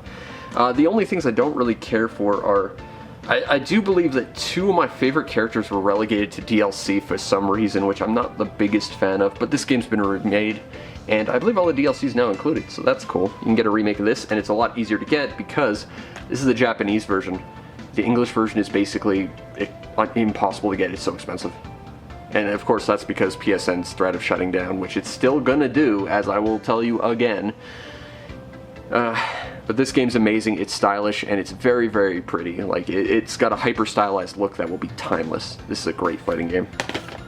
And it's a great anime that you should watch. And next we have Just Cause 2. This is the final one of the second stack. Just Cause 2 is probably my favorite open world adventure sandbox. This is like the anti-Infamous, so to speak. You have a grappling hook, you have a parachute, and you can just go crazy. And this is a game I've 100% so many times. Well, as close to 100% as you can get. Some of the stuff you actually can't because they kind of screwed up, but you know, I've 100% like all the trophies and achievements on both Xbox, PS3, thinking about doing PC eventually, but this is a game that you can just turn your brain off and play, and I still think it's the best Just Cause game. And if you're looking for a great sandbox open world game, I have trouble thinking of a better one than Just Cause 2. It's amazing, and it's a must-have. And that is the end of the second stack. Now we just have 2 full stacks and a half stack and a bunch of other stuff. Oh dear God, we still have a lot of time ahead of us. Alright, we are about halfway through, and we are continuing with Katamari Forever. And Katamari Forever is, this or We Love Katamari is probably my favorite game in this series. I think the Katamari series is fantastic. This one's really quite interesting too, because it has 2 stories. On one hand, the King of All Cosmos gets himself knocked out, and you have to kind of go into his brain and make him remember stuff, which is really just an excuse to recreate levels from other Katamari games that are fondly remembered. And what's cool about that is like everything's in black and white, and there's usually like some kind of special rules and stuff. And when you collect stuff, suddenly it gains color, and suddenly the world starts gaining more and more color, and it's very, very interesting. I quite like that. And it was a cool way to bring back classic levels that I remembered quite fondly. The other story features a robot duplicate that all the cousins built that you eventually kind of have to deconstruct because he's not the best. But it's a silly game. I love Katamari, and I think this was kind of like the last one. There might be one for the Vita that I never played, but I kind of feel like this was like the last real Katamari game, and I love this. I spent a lot of time playing this. I think for a very little while I actually had a world record on 1 or 2 of the leaderboards, but I think that's probably been abolished pretty hard because I'm not that good. But I love Katamari Forever, and it was like the combination of all the best parts from previous Katamaris and more. You had a bunch of new mechanics. You could jump with your Katamari now, which was a huge game changer. You could add filters to make it look graphically different, including finally adding a cell shading feature, which this series kind of felt like it always needed. It was just Katamari to the nth degree, and unlike the 360 Katamari game, which was like 90% DLC, everything was here on this disc, and there was a lot there to have. This game is amazing, and it's probably the best Katamari game. And I need to actually keep that to the side, because I think I'm going to be streaming that for my birthday stream. Next we have Killzone 2. It's 5 out of 5 stars. 5 étoiles sur 5 by PlayStation Official Magazine. I'm actually not that familiar with this game. I've never really played it. I do have Killzone 1 as well, but I don't think I've ever played that one either. I played the beta to Killzone 3, and the FOV made me sick to my stomach. But I've heard this is a great series, and someday I'm actually going to get the time to actually look at these games, and maybe they'll be interesting. I'm not holding my breath too much because I don't like military shooters, but who knows. Okay, so, you remember how I said Dragon's Dogma was sort of like my second favorite RPG of sort of the middle tier? Well, here's my favorite. Kingdoms of Amalur Reckoning, which has since been remade in a slightly better version with an expansion, which is nice. This is basically, it's a MMO, but for single players, and I kind of like that. You had a lot of character customization. The flow of combat is some of the best I've seen in a, no longer, but at the time, modern RPG. You could swap between, bows and weapons and melee weapons and magic pretty much on the fly as necessary. The only thing I didn't like about this, okay, there's 2 things I didn't like about this. Thing number 1 is that there was a very low level cap, and all the areas in the game were actually locked to those level caps, and they were locked the moment you entered them. So if you entered an area and then left, and then came back, it would be your lower level. So if you came back later at like 5 levels higher, everything would be well below your level, and that would suck. I don't know if the remake fixed that. The other issue I had is that the level cap was very, very low, and each of the paths, be it Warrior, Mage, and Thief, they all had like these passive abilities you could add, which added like particle effects to your character and made you look more awesome. You can't get all of them. You'll be 1 point short, if I remember correctly, which is a bit of a slap in the face. But I do like this game. I think it's quite pretty, and I think it's still one of my favorite RPGs of the time, for sure. Next we have a game that I didn't get launch day. I actually got a different game launch day, and it was a worse game, but I don't like this game at all. I got this for free bundled with my second PS3. See, my first PS3, you know how when it says, like, we're updating, don't turn off power? They mean that shit. With my first PS3, it was actually updating, and I had a power outage. And apparently, when you power off a console while it's updating, at least with a PS3, it somehow physically destroys itself. I tried contacting Sony, I tried contacting a local repair shop, and they could not fix it and would not fix it. So unfortunately, my original slim PS3 is no more. I'd like to try and recover any of the save data off it, but I don't think I can. And I got a super slim. And I don't like the super slim. Like, it's functionally the best version of the PS3, hands down, except for maybe like the super old ones that were basically repurposed PS2s that could play PS2 games. But the Slim had like this nice, like you insert discs from the front and it had this nice slim form factor. The top one has like these ugly ridges that collect a lot of dust, and it has like this horrible like physical sliding wheel door that doesn't keep dust out of this thing. It's awful. I really dislike the physicality of the Super Slim. But this came with it, and I do not care for this game. A lot of people really do, though. And that is The Last of Us, which apparently has a series that was just released, and fun story, was actually filmed in my hometown, and actually was, a little bit was filmed a few houses down from my house on my home block. I actually walked past it. I'm not sure if I'm in that show or not. Maybe I am, and I don't realize it. I didn't sign anything. But, yeah, Last of Us, it apparently got made in my town, and people really like that. And I might be in it, who knows. But the game, I really hate this game, and I don't get why everyone likes it. Like, the story's fine. The story is good. Got good characters. The game itself as a game is almost an unplayable mess from what I played. Like, I remember very early on, you're in like this dark tunnel, and you've got these zombies that hear. So the whole idea is that you have to be quiet and you know, not touch the zombies or they'll kill you instantly. So I'm slowly sneaking around this place. The other two followers, this girl and another girl who was with me, who I think's only in like the prologue chapter, they go running around full tilt into me, shoving me into the zombies. That happened numerous times. The AI was stupid AF, and it was just, in my experience, it was buggy and it was not very fun. I do not like The Last of Us. I've never played the sequel. I have no interest in it. I have no interest in watching this show. I may or may not be in, because the AI and the way this was designed as a game just soured me to it very early on. I didn't get very far. I don't want to play any more of it. I had zero fun with it. Next we have another game that's not very fun. This is Last Rebellion. This is not a fun game at all. I think I have a gameplay video of this. Part of me wants to play more of it just to experience how really not fun it is, but it's an obscure, fairly bad RPG. If I remember correctly, there's like crossovers. You can get printies in this game as playable characters and stuff, if I remember correctly, but yeah, I don't remember much about this game other than it's just not a good game to play. It's also really hard to find for what it's worth. Next we have a game that isn't hard to find, but most of its online abilities are now useless.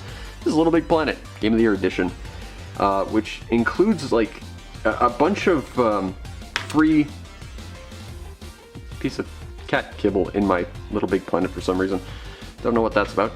It includes basically a bunch of DLC on the disc, including all the Metal Gear expansion, and the Metal Gear was like this huge expansion. Usually the expansions for Little Big Planet are just costumes, whereas this was like a whole campaign. It also had like this extra campaign, if I remember correctly, that were just levels and campaigns made by fans that then got like officially created as official levels in the Game of the Year edition. It's really quite cool. Weirdly enough, like if you play any of the sequels after this, the game series doesn't recognize that you had the DLC from the Game of the Year edition, so you have to like physically buy it if you want stuff in there, at least in my experience. But it's a cool game. It's all of its online features are now toast because people hacked it because they didn't like that it was going offline, as I understand it. And just in general, I have a lot of problems with the user-created content, quote-unquote, genre, because, as I've said numerous times, everyone is creative. Very few people out there are game designers. Speaking as someone who studied game design and worked as a game designer, you know, there's a reason why you have to go to school for that, and like it's an iterative process and you learn a lot as you go. If you don't have any idea how to design a level, it's a problem, and case in point, a lot of people who played this didn't. They'd copy other people's levels, they'd put up blank levels just saying, hey, heart my level, I'll heart yours, and then we'll get an achievement or whatever, and it's like, you know, I just want to play good levels, but there's so few of them out there, you know? And that really bugs me. And I feel like I should mention this because it's something I remember fondly for how weird it was. I have no idea how I stumbled upon this, but I found one of like the most, at the same time, equally hilarious and depressing things I'd ever seen in a video game from Little Big Planet. And that was like this series of like personal want ads for like girlfriends and boyfriends for playing Little Big Planet together. And it's like, you should, if you have access to Little Big Planet 3, which still has its online features last I checked, look up boyfriend or girlfriend or like BFGF or whatever. You will find some incredibly depressing stuff on there, and it's hilarious. But it's an interesting idea. I liked Little Big Planet. I liked the main story to Little Big Planet. I would love to like do videos and stuff of it, but all the audio to it's copyrighted, which sucks. I remember the first level I really liked in this was High Speed Jet Coaster, which was a Japanese level where you get like this roller coaster and it's like surrounded by disco lights and stuff. I have fond memories of this game. I remember the day I got this, my entire family went out camping for the weekend. So I got up, I walked to the mall, which is like a 2-hour walk. I bought this, came back home, took my PS3, set it up in the living room, which had a huge TV at the time, and I just camped out there. And I wasn't allowed to touch the TV with any of my game consoles, or my dad would make me buy a new TV for him because he thought like if I did any of that with my game consoles, I'd break his TV. So, shh. But yeah, I hijacked my dad's like big TV and played a bunch of Little Big Planet and rode jet coasters and played RPGs and found some really cool stuff. But the problem is, for again, every one cool level you found like 300 that were just slurry of copy-pasted stuff asking for stuff for achievements, or just levels that weren't well made. And the developer tools for this to actually let you play and make your own levels were convoluted AF. Again, I will reiterate, I have experience as a game developer. I could not use the tools to this game to make a level at all. And the tutorials for it were long and freaking, they took hours to get through, and they were confusing. They were not fun to make levels in, I'll tell you that much. Following that up, we have Little Big Planet 2, which I actually have the collector's edition of, which I still have the bookends and the Sackboy plush for. This is more of the same, really, except they expanded it. They added PlayStation Move support, which I don't think I've ever met anyone who had one of those. And they added voice acting for all the characters, and they actually added really more characters and story. Because the first game didn't have much of it. It was just, there's this character whose face is like a sticker, and he wants to make friends, so he steals all the stuff. And yeah, this one actually has a bit more of a story to it, and actual voice acting and characters and stuff. But it's basically Little Big Planet, but with a 2. The thing is about this that weirded me out, though, is it has a slightly different physics system to it. And when I first got this, you know, my original level that I played in Little Big Planet was Jet Coaster something 20XX or whatever from Japan, and I loved that level, so I wanted to revisit it.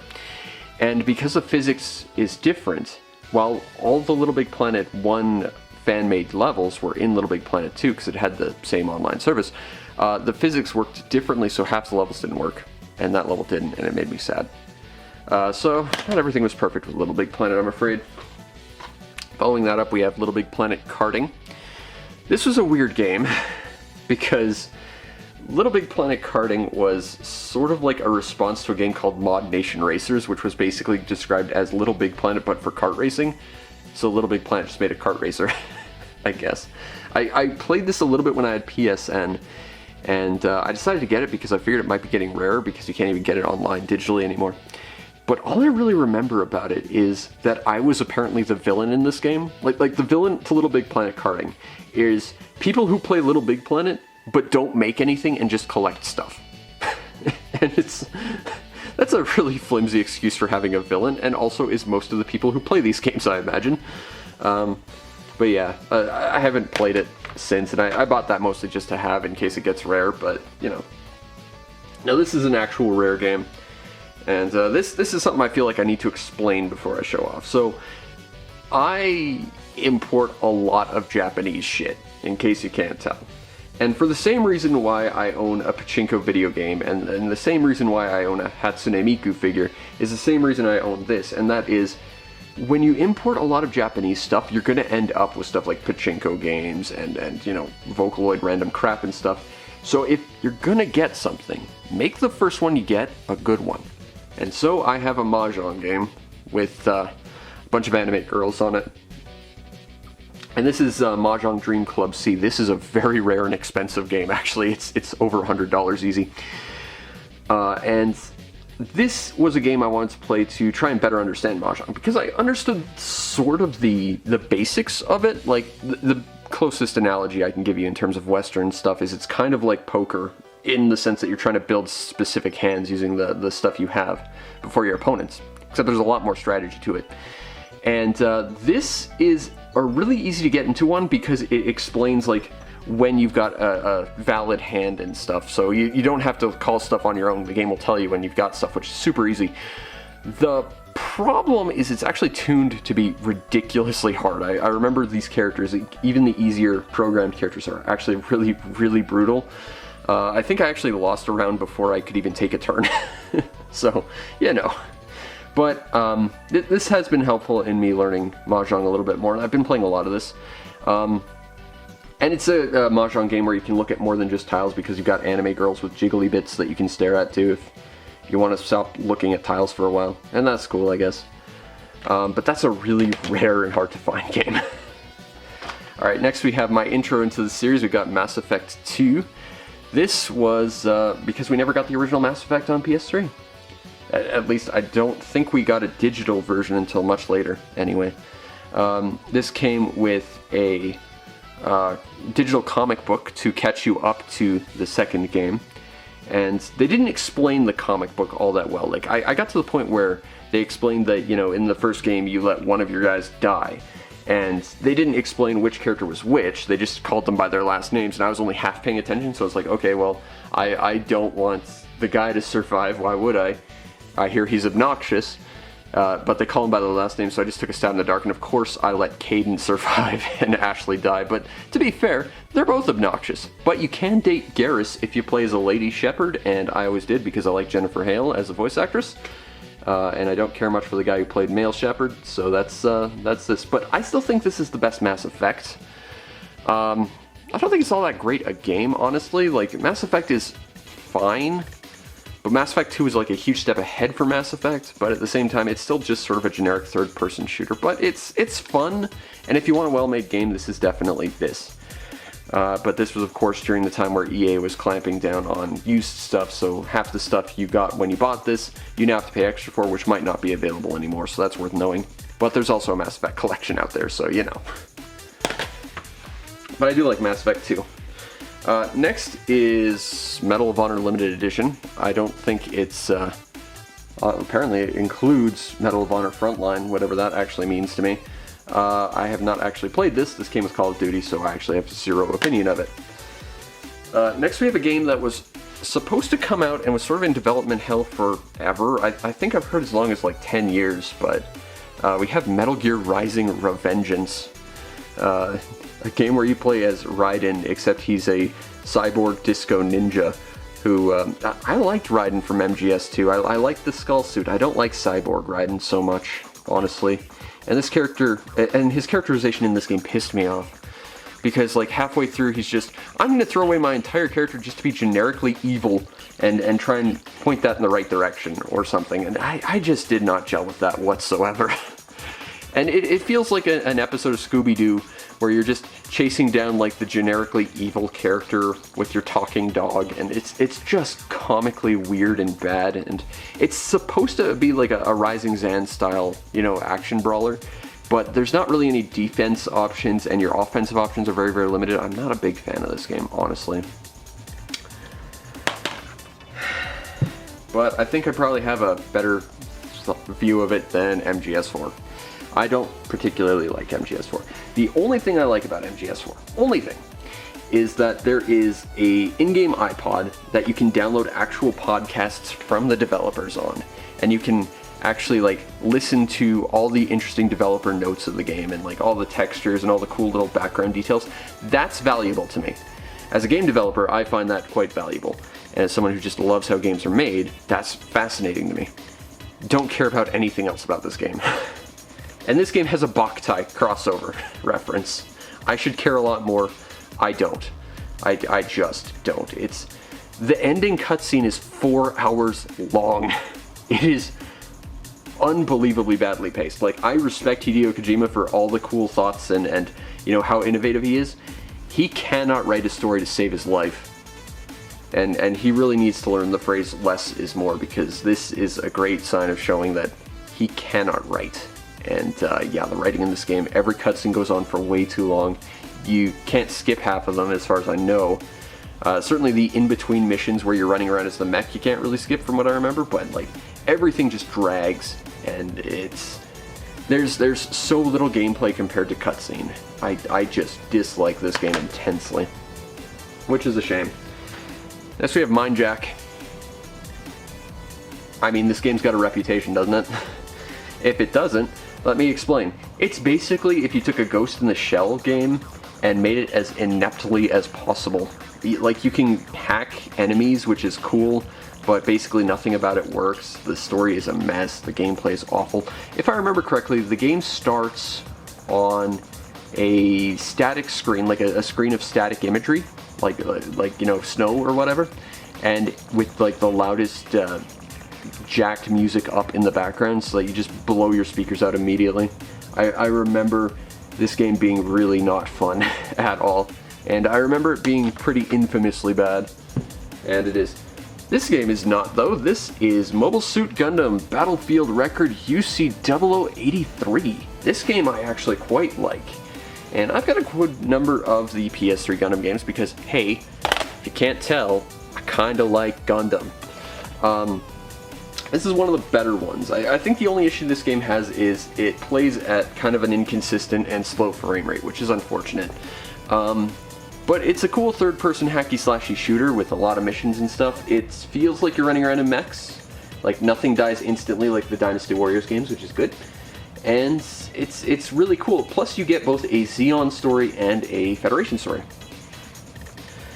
And you build yourself up as like a grunt, either running around in a Zaku or a Jim, and then you eventually get to far more powerful mechs, eventually leading to either the 7th Gundam or the Ifrit Noct. Not to be like the Ifrit Schneid, which is off screen, or that one, the Ifrit Custom, my third favorite mobile suit of all time. God, that thing is cool. But unlike, what is it, Code Fairy, it doesn't squander its Ifrit and actually makes it worth something. Next we have Mobile Suit Gundam side stories. I'm a little bit split on this. For one thing, it introduced the Pale Rider, which is one of my favorite mobile suits of all time, easily top 5. I bought the limited edition figure because they're all limited edition. Why is this thing only available limited edition? There's about 8 different flavors of it back when there used to be one of these guys. Seriously, this introduced this guy. It's supposed to be a one-of-a-kind unit. Premium Bandai saw how popular it was, and they decided, no, we're going to make 8 different versions of it, and there's probably more on the way. They're all going to be premium, so you got to pay $100 each. I am very angry about that. This game is weird, though, because, as it says, it's side stories, and in case you haven't been paying attention to some of the previous collection videos I've shown, it's not the first side stories Gundam game. This is actually a collection of the previous games, plus a few unique ones on its own. And, well, the thing is, the earlier side story games were first-person games. These are all third-person running in the same awkward engine and stuff. And I wouldn't say it's anywhere near as good as Gundam Breaker 2 or even 0083, but it runs a lot smoother than 0083, but it's a very, very simple game. It's not a bad game, though. If you can get it cheap, it's a good way to waste some time. I just don't think it's the best Gundam game for this system. But it is a decent game all the same. Next, we have Gundam Unicorn. This was recommended to me by I can't remember who, I'm sorry, on a Game of the Year list forever ago. And this is a tie-in with some of the most dubiously canon animated bits of Gundam. But the weird thing is, if you're a fan of Gundam Unicorn, you might not be the biggest fan of this game because it's only the first third of Gundam Unicorn, so you never actually fight on land. You never see the Banshee, you never see the Norn. I think you see the Kajatria, the Unicorn. I don't think you even see the Delta Gundam in this game.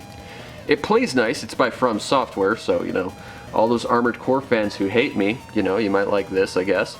And it has a cool mercenary mode where you can kind of build your own team of 3 using any of the available mobile suits, which is cool. But it's weird. It's not great. It's a little bit slow and clunky. But if you like achievements, this one actually has achievements that are worth something, because you get achievements for recreating exact scenes from the anime. Like, if you wanted to recreate the scene where the good old Stark Jagan over there fights the Kshatriya, you can do that and you'll get rewarded for it. And then you'll feel bad because the most beautiful mobile suit in this series gets completely destroyed by plot armor. Nameless, faceless Stark Jagan pilot, you really deserve to win that fight, and you were amazing. I salute you. Following that up, we have Gundam Extreme Versus. I love Gundam Versus. I love Gundam Federation vs. Zeon. Gundam vs. Zeta Gundam is the best Gundam game I've ever played. This is a travesty. Gundam vs. Zeta Gundam was basically Gundam Gotcha Force. You know, you were taking armies of robots against other armies of robots, and you were fighting all sorts of stuff. Immediately after that, and between then and this, there was about 3 or 4 Gundam vs. games, it became a 2-on-2 fighting game, where you just fight the same 2 guys over and over until you win or lose. And I don't like that. And the thing is, there's like 3 different versions of this game on the PS3. This is the only one that has like a single-player campaign mode of sorts, and it's really just a challenge mode, which is underwhelming to say the least, and it's still the best one of the lot. It's also Gact, the video game, because for some reason the musician Gact had to be a Gundam, so you fight him in his guitar case shield and his guitar gun. It's dumb. It's dumb and I don't like it. Following that up, we have Mod Nation Racers. It's Little Big Planet, the racing game, until they decide to do that and kill this off entirely. I've heard this game is actually really awkwardly paced and the AI is really mean. I've actually not played this. I just got it because I thought it was going to go up in price, and I think it actually has. But it's one to look out for eventually. I think I've actually mixed up which way I need to put these. This is Mortal Kombat. I got this after Blaze Blue Continuum Shift, and I actually really liked this game. This was probably the best Mortal Kombat because it went back to the original, like, 3 games, you know, back before they flooded it with a bunch of new characters that no one really could keep up with or care about. And they actually rewrote the story and changed some stuff, and that's entirely commendable, and I really appreciate that. It was really, really cool. I don't care much for the fact that in the penultimate chapter is the clumsiest way of raising stakes I've ever seen. They decided to kill off every character off screen, which led to some story problems with the next game. But yeah, this game had a lot of cool bonus content. The combat was very weighty and fun, and it focused on the characters people cared about. Before the sequel decided to add a bunch of characters no one actually cared about and completely messed with the canon that we liked. So, you know, as they say, history repeats, people don't pay attention to the past, and here we are. Next we have Mugen Souls, which reminds me the 3rd game with the blue PS3 stripe is the sequel to this, Mugen Souls Z, which I've never actually seen a copy of.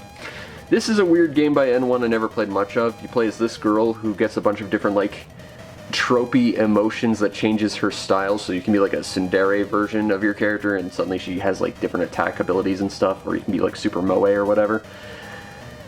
This felt like a game that was designed by someone who'd never heard of anime tropes and decided to make a game focusing on them, and it was awkward and cringy. I still want to get the 3rd one just because, again, it's got the blue stripe, but I have very little actual interest in it. Next we have MX vs. ATV Untamed. This was, along with Medal of Honor, something I didn't really pick up, but it's something I've got, so I can talk about eventually. Next we have Need for Speed Hot Pursuit. This is a game that I found in a little book library, and I'd never seen a game in one of those, so I took one of the games I had doubles of and I swapped it out, and I've never seen one since. But I did grab this, and again, I think I've said this before, but I played the original Need for Speed, which was like racing a red car against like a yellow car in like some kind of countryside and avoiding police. That's all my Need for Speed knowledge, though. But I have that. And finally for this stack, we have Nier. Or more accurately, Nier Gestalt. Because there's actually 2 versions of this that precede Nier Automata. Nier Gestalt and Nier Replicant, which got remade. This version did not. I think both versions came out in Japan. But it's a cool action RPG that has like bullet hell elements. The differences between versions are weird because in Near Gestalt, the Western version, you play as this guy who's like 50 or so. And in the Japanese version, you play the same character, except he's like a 15-year-old kid. And it gets especially weird because your two side characters are implied to both be in love with him, which is especially weird when you realize that I think he's like 14 and your character's like 50 in this version.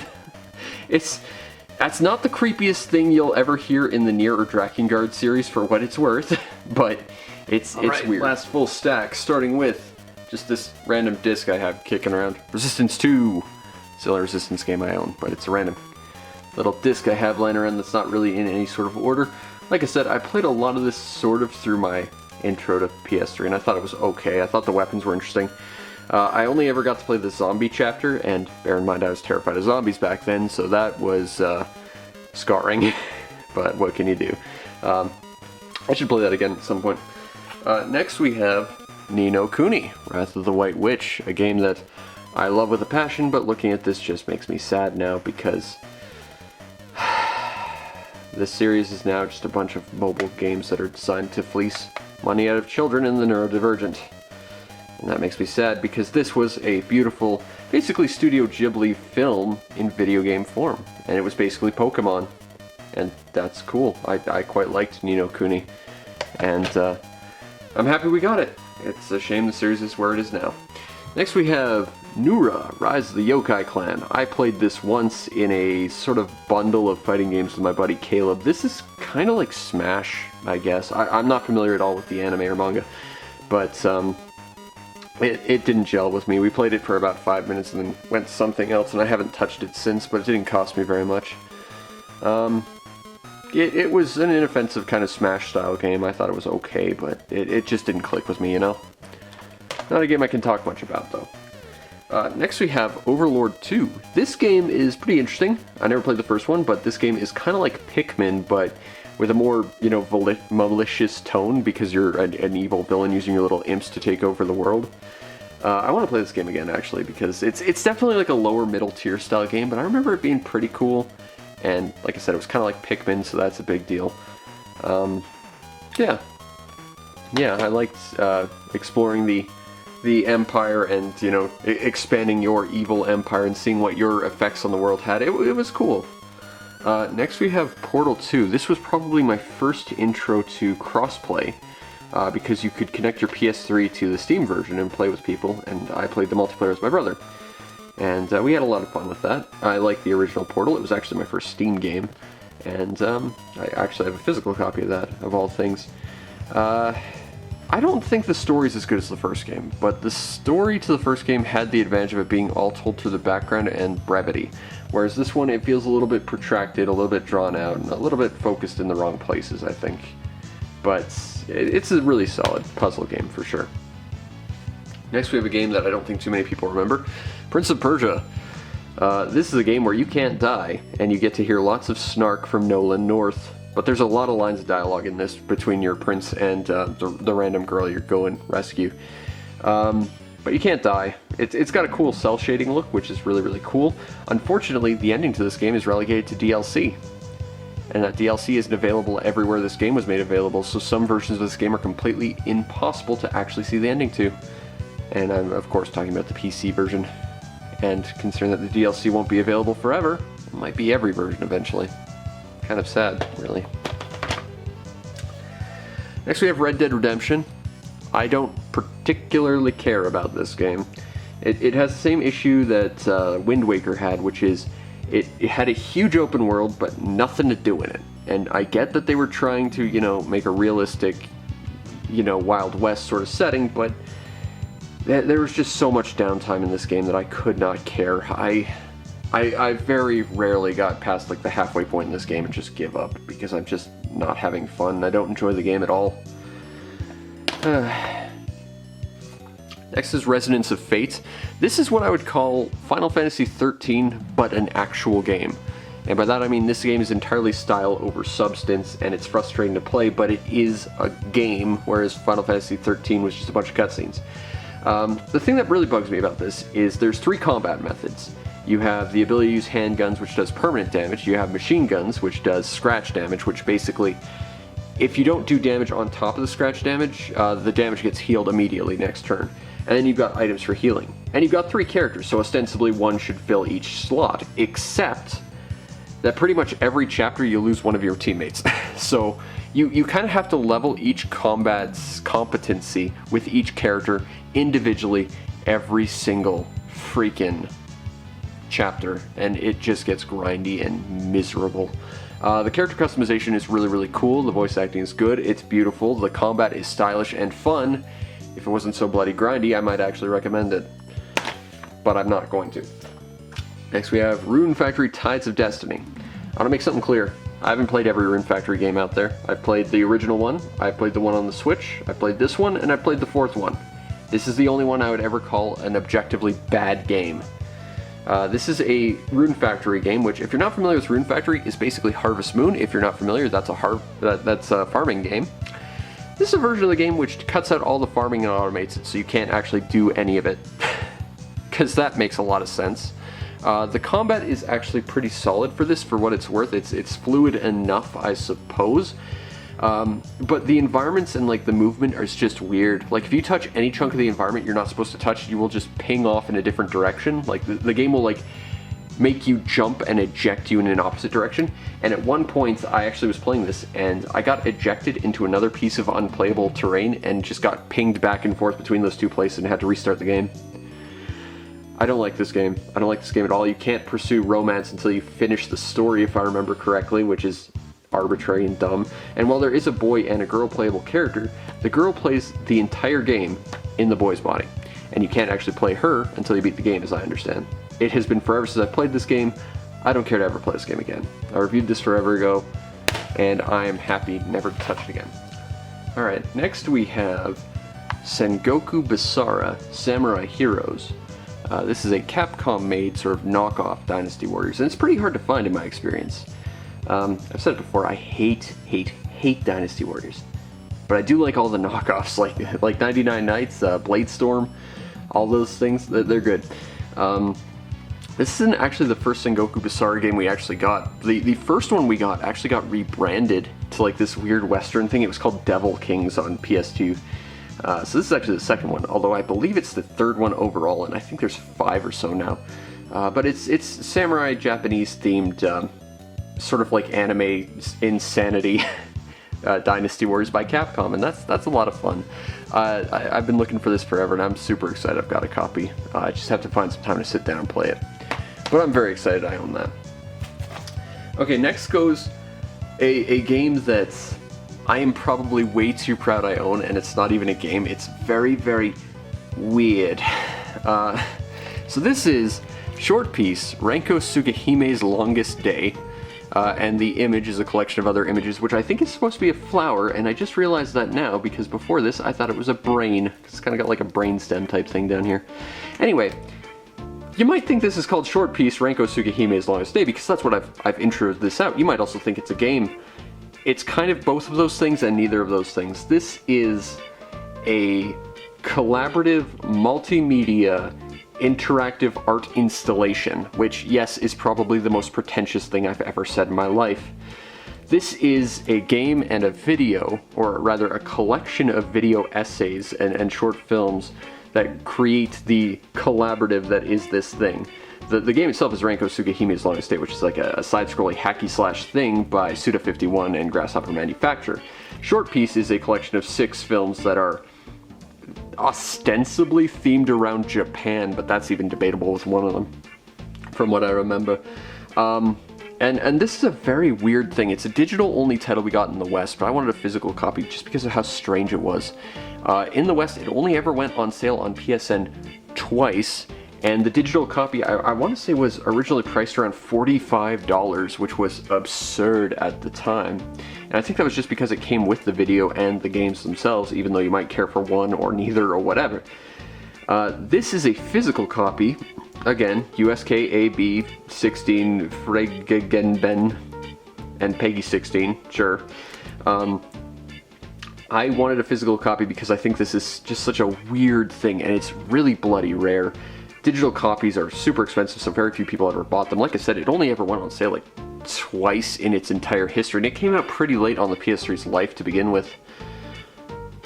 I don't think the game is all that great, but it's visually very, very interesting, and the movies are okay, I guess. But again, for how weird a thing this is, I just had to own a physical piece of it. And again, it's an import only, and it's very, very rare and expensive. So I'm way too proud I own this. And someday I'm actually going to talk about this stuff, but this is always staying in its shrink because I've got a digital copy, and it's only going to go up in price. Next we have The Sims 3. I haven't played much of The Sims. I know a lot of people get really into The Sims games. I've played a little bit of it here and there, and I think it's okay, but typically you want to play the PC versions for modding, and usually that they're just built better. So I haven't played a lot of Sims 3 or anything, but, you know, I've got it. Alright, I'm just going to include all these together. I've got a bunch of Skylanders games. They're not what I thought they would be. They are actually... like, I thought they were going to be platformers, but they're actually more like Gauntlet-style beat-em-ups. And that's actually genuinely interesting. The greed is very, very real with these games. Like, if you want to play all of these, the main key to entry is in the 6th game. There's one character that unlocks a DLC stage. He's the only character that'll do it. Never got physically released in North America. So you'd have to import a European version of that character, and it's about $400. On the cheap end. I'm trying to go through all these games to play them 100% on stream, but I don't have that one. In fact, I'm still missing about 15 or so before I can say I can bare minimum complete all these games. And even then, one of these games, not even one I have on PS3, there's an achievement you can't get because it's tied to looking at a online message board that changed every day, but the servers are gone, so you can't even do it. So yeah, that's a shame, but the Skylanders games, they are better than I thought they would be. I'm genuinely surprised. That was a big surprise from last year and continuing to be this year. And at some point, I'm gonna have to review all of them. I think I'm gonna make a mega review of all 6 games in one, and maybe make individual videos for the individual characters because I do like them. And you know, people went nuts for my Borg of the Week. It might be cool to try and do that for the characters for Skylanders, but who knows. Next we have Sniper Elite V2. Similar to Medal of Honor, it's a military shooter. I didn't pay for it, it just came with something. Next we have Sonic Generations. I feel like this was like the first really good Sonic game since Sonic Adventure 2, with maybe the exception of Colors, but I never played Colors. It's the only one there I hadn't played. But the thing about it that bugged me, I was good with this game, but there was 2 things that bugged me. First of all, I've always said this, and I've said this recently with my Spark the Electric Jester review that you definitely need to watch, because it's basically Sonic but better and made by one person and far more competent. Get the series, it's good.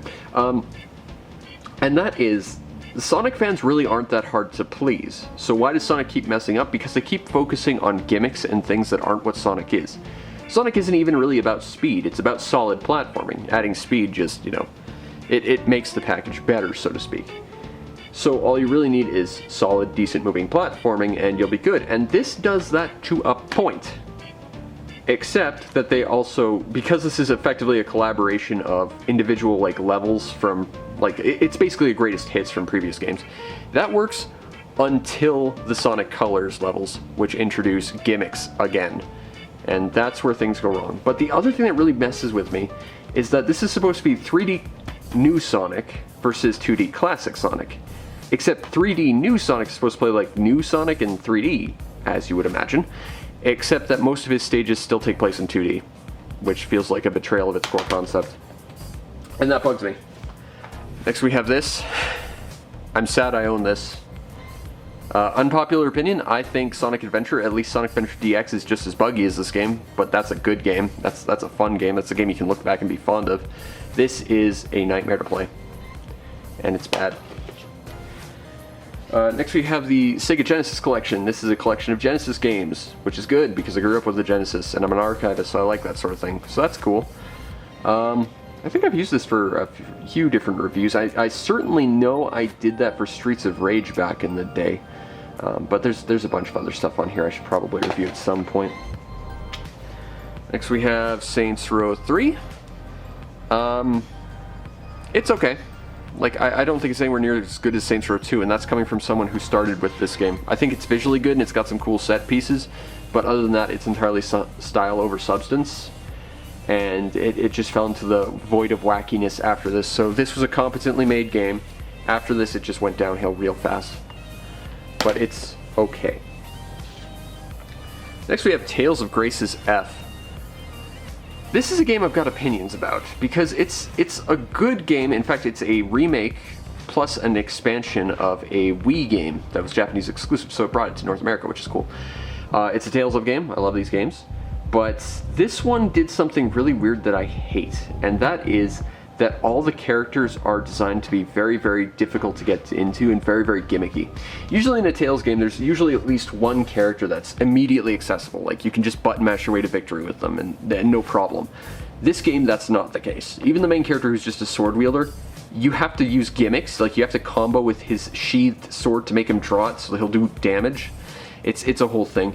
I found these characters so hard to get into and so gimmicky that when I got to the end of the game, and I did beat this game, mind you, there's a challenge in the arena to fight some classic Tales characters. It's a one-on-one fight, and it's basically a super boss, and you have to do it one-on-one, so they want you to pick your best character. So I picked Hubert here. Bear in mind, I never played as Hubert ever. Like, I had no idea how he played. But I realized that I don't have any of these characters that click with me. I might as well pick a character I've never played as. I'll have just as much luck with them. And I lost badly. And I would have lost with any other character I played as. I want to play this game again, but the mentality of how combat is structured in that game and the way the characters are built just doesn't gel with me. Next we have Tales of Xillia, limited edition. Apparently there's a version of this that came with a statue. I know, because I know several people who have that statue, and I'm sad I don't. I like this game. I think this was the last really good Tales of game. I reviewed this back in the day. I want to review more Tales of games, but they take forever to get through. Not really much I can complain about. It was just a good, well-written story with some great characters. The only thing I really dislike about it is probably, unfortunately, my favorite character, Alvin here. He's basically, spoilers, a turncoat character, but he betrays your team so many times. Like, he does it 24 times in the game, to the point where even your own teammates, like, make a joke of it. And they just don't take it seriously anymore. It's like, yeah, well, that's where the story's going. But the characters were all interesting. The only other thing that really stands out to me that I disliked is, and I'm assuming this is a voice direction thing, was the direction of deuteragonist Mila here, who has like this weird lisp thing half the game, and then it's just gone for a little bit, and then it's back. And I've heard people say that this is because, like, she starts so disconnected with humanity that she starts with like a bit of a speech impediment because she just doesn't connect with how to talk to people or something. And then when she realizes she's a bit more human than she realizes, then it's gone, but then it comes back later. And in the sequel, it's never brought up, and she just never has it. And there's two of her for some reason because the sequel's weird like that. That was a weird choice in voice direction I still don't understand to this day. But this is probably the last really good Tales game. Following that up, we have Tales of Xillia 2. This follows the incredible trend of making a sequel to a Tales game and starring none of the characters from the previous game and having new characters. And also it's a time travel and dimension hopping plot. That's not so great. But I did like the way the story went, and I saw all the twists coming. It wasn't that clever a plot, but I did like the ending. I think I got the perfect ending for this game, and I kind of want to play it again, but I don't think it's as good as the first game, honestly. But it does build on the first game, so that's something. And it is pretty decent, just not as good, I don't think. Right, this should be the last stack, and hopefully we've got enough battery for it. But next we have Time and Eternity. This is a weird game. Yeah, I think it's important from a video game animation perspective, and absolutely nothing else. So I think the claim to fame to this game is that it's kind of basically a playable anime. There's no loading times between running around on screen. You're just this girl in a 2D animation running around basically in place as the camera sort of pans across the environments, and then you hop into battle, and then you just hit combat animations, and it's entirely seamless, which is very, very cool. That's all this game's really got going for it, though. Basically, you play as this girl's fiance, who I think he gets killed and somehow gets his soul put into her pet dragon to follow her around and stuff as she goes around and tries to solve your murder or something. But it turns out that she's got kind of like a multiple personality disorder, because she is also her. She fights entirely using knives, she fights entirely using guns. Those two things are effectively different combat elements, so some enemies might be weak to guns, others might be weak to knives, and if they are strong against what you've got, you basically do nothing. So you'd think then you have to swap between the two characters, right? Well, yeah, logically, but this game doesn't work with logic. You only swap every time you level. So if you run into something that's strong against what you are, you're screwed and you have to grind to the next level. I hope you see the problem with this. It's a game I played the night I got it. Didn't pick it up for another like 8 years. Recorded a gameplay video of it. Haven't touched it since. I kind of want to do a stream just to show off how bad this is, but it's an interesting game and it's historically important from an animation perspective. It's not a fun game to play though, but it is an interesting little exclusive. Next we have a game I've got that I got fairly recently. Trinity Souls of Zolul, which is hard to say. This is a action RPG that is relatively hard to find. I don't know too many people who have this, and I did a gameplay video of this, and I streamed it. It's not bad. I think it's a fairly average action RPG where you've got 3 different characters that all kind of play a little bit different. I don't think it's a fantastic game. It's really a bog standard action RPG, but if you want to fill out your collection, it's not a bad one to have. But it's also pretty hard to find, and I don't think it's worth a huge ton of money. It's really sort of subpar. Next we have a game that I kind of have a weird impression of, because as I understand the releases of this were a little bit weird, but we have Trinity Universe. I don't know how many people remember this game, but it was weird because this game came out and it was really, really cool. You've got 2 playable characters.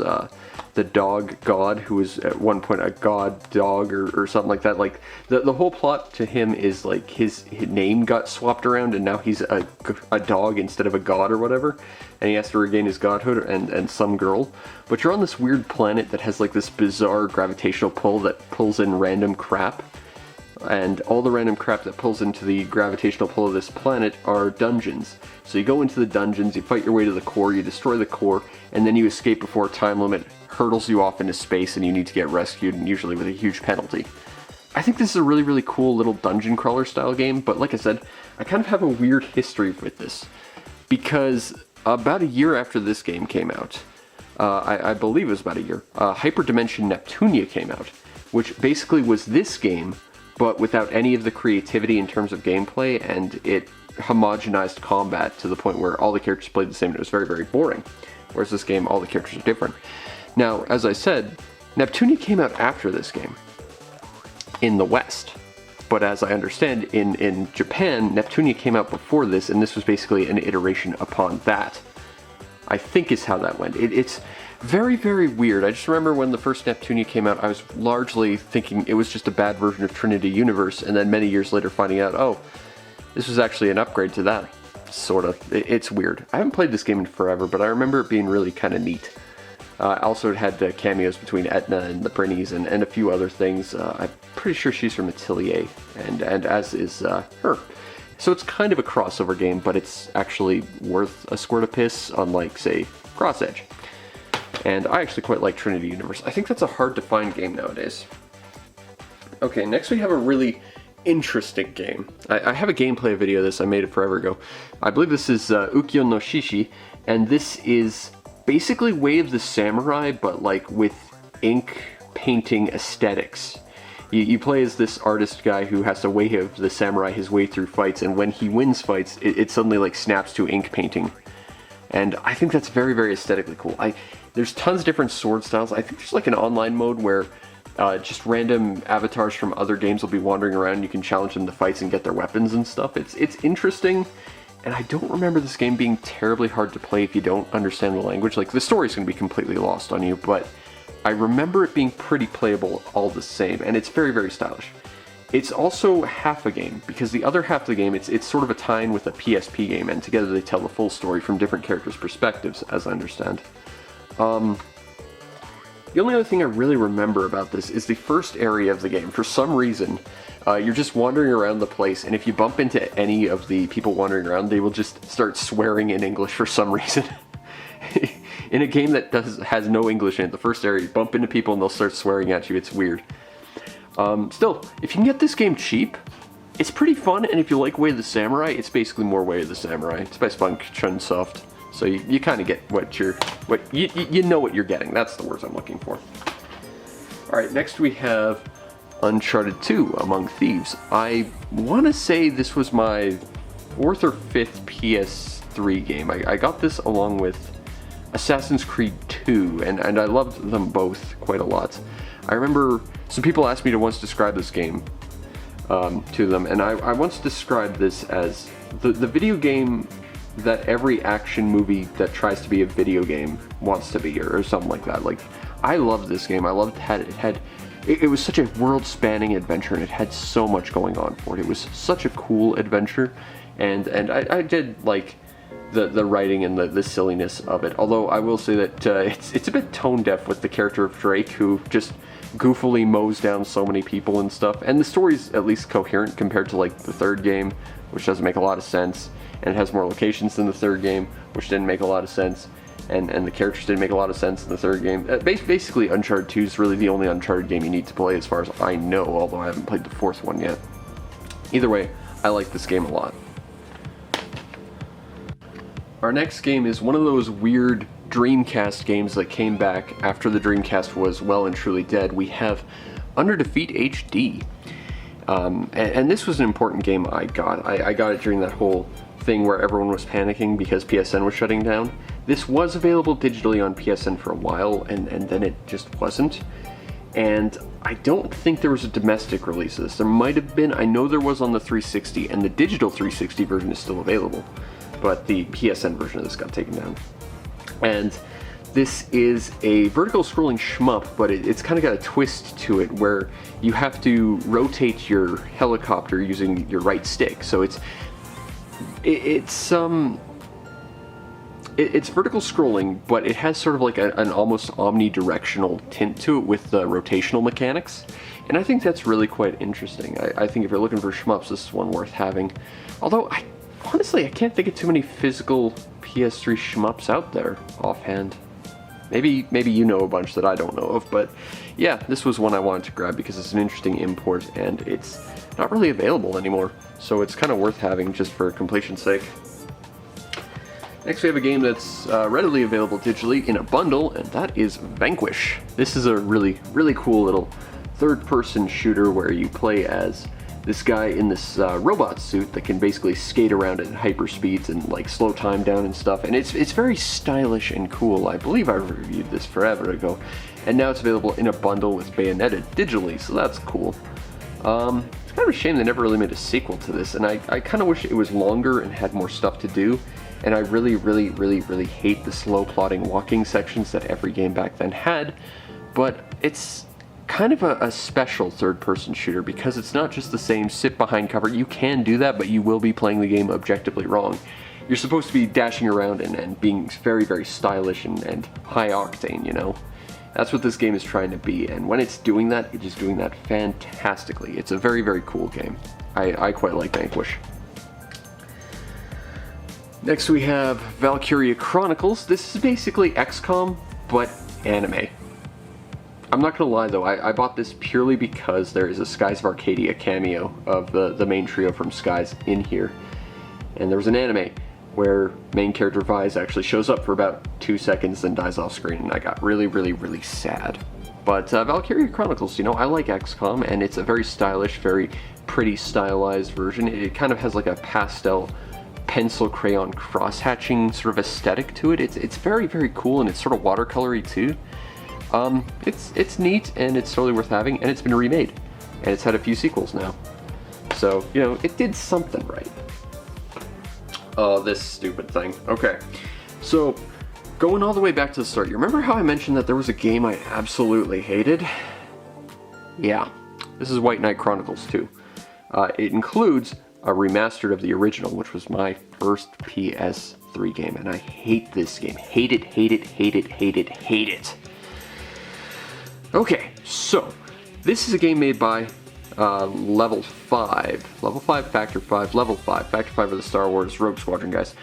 This was made by Level 5, the people who made Dark Cloud and Dark Cloud 2, and they were going to make a Dark Cloud 3, and then they axed it to make White Knight Chronicles. And White Knight Chronicles is such an awful waste of time.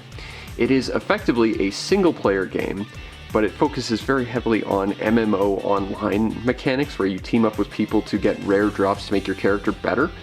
Except your character has no point in the story at all. Like, you have to make your character at the start. They address your character once in the first game, once in the second game, and then like a no-nonsense or a no-name character bumps into your character in like a completely extra cutscene in the second game. And then after you beat the game, you get a cutscene that says, and now it's your character's story. You have to beat 2 games to get to your character's story. And here's a fun story. Your character's story was relegated to DLC you had to pay for. That never left Japan. So your character gets no story. He's a background character that never gets noticed. The idea is that the actual story characters that matter, so not you, get these giant suits of armor that are like possessed by demons that are basically mechs, and you don't get one unless you do some bonus stuff in the second game, which you don't even get to customize it unless you focus very heavily on the MMO style drop system of the online, which isn't even available anymore. So you're stuck with this ugly green thing that's not very cool. What's really sad is the first game, there's like this black death knight following you around, and it's not subtle at all who it is. It's very clear from the start. And by the end of the first game, they lose the power of their knight, and you could just walk over and take it, and the game won't let you. And that sucks, because the Black Knight was really actually quite cool, and I like the Black Knight. I have the Little Big Planet skin of the Black Knight, actually. I paid $3 for it, because I wanted that Black Knight so bad. But yeah, pretty much if you wanted anything cool in this game for your character that was completely irrelevant to anything but the online mode, which was very, very limiting, you had to grind for hours upon hours upon hours upon hours. And you couldn't just do that. You had to grind missions to boost your rank, to get missions so that you could grind for hours upon hours upon hours upon hours to get drops that had like a less than 0.01% chance of dropping, so that you could craft them into items that you'd actually want. There's a reason why the platinum to this game is basically impossible to get, and that was before you could actually still access the online features. Now it's actually impossible to get.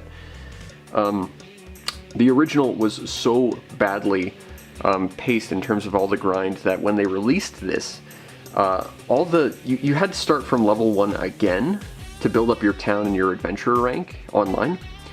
And you could get to what was ostensibly like the brick wall of this, and even surpass it within about an hour's worth of gameplay. And then you hit another wall, because the wall got extended from this game, so it's now double that. So they made it so you could get through the grind from the first game super easy, and then you got hit by a worse, harder grind. And it was just unbearable. The story is not worth talking about. You, again, are a completely pointless character in this story. You're lucky if you're standing in the background while the main characters do everything for you. And the characters in this story are not interesting, the story itself is not interesting, and it's just a wasted opportunity. And we could have gotten Dark Cloud 3 instead of this, but we didn't get Dark Cloud 3, we got White Knight Chronicles. And it ruined my introduction to the PS3, and I'm still pissed about it. Next we have Yakuza Dead Souls. This is interesting because this game is basically nothing like any of the Yakuza games. It's a third-person shooter where you shoot zombies. Here's a fun story. This is also my intro to Yakuza. Not that I've played it or anything. I actually haven't. I bought this years ago and keep meaning to use it for a Halloween stream, and I still haven't done that, but someday. But this was the first time I ever actually saw the Yakuza series. I might have seen Yakuza 3 in a bargain bin or something, but I never really looked at it. And this game is unbelievably expensive nowadays, even though it's a game that basically no one liked. So it's interesting. And it's not available digitally, and it's never been re-released. So this game is actually quite expensive and hard to find, and it's a game no one wanted either. So it's weird. But it's my intro to Yakuza, and I'm happy I have it, because I love the Yakuza games. So let's follow that up by a game that's about to come out in about a week. Ryuga Gokuto Ishin, or Like a Dragon Ishin. This is one of 2 Japanese exclusive Yakuza games on the PS3. The other being Yakuza Kenzen, which is the only Yakuza game I don't own, actually. And this is getting remade right now for the PS4, which I'm definitely going to get a copy of because it's cool. But this is basically Yakuza set in feudal Japan, and you get to play as Ryoma Sakamoto, as played by Kazuma Kiryu, which is awesome for a lot of reasons, but it's also historical. And it's basically Yakuza, but sent back in time with samurai, and that's pretty awesome.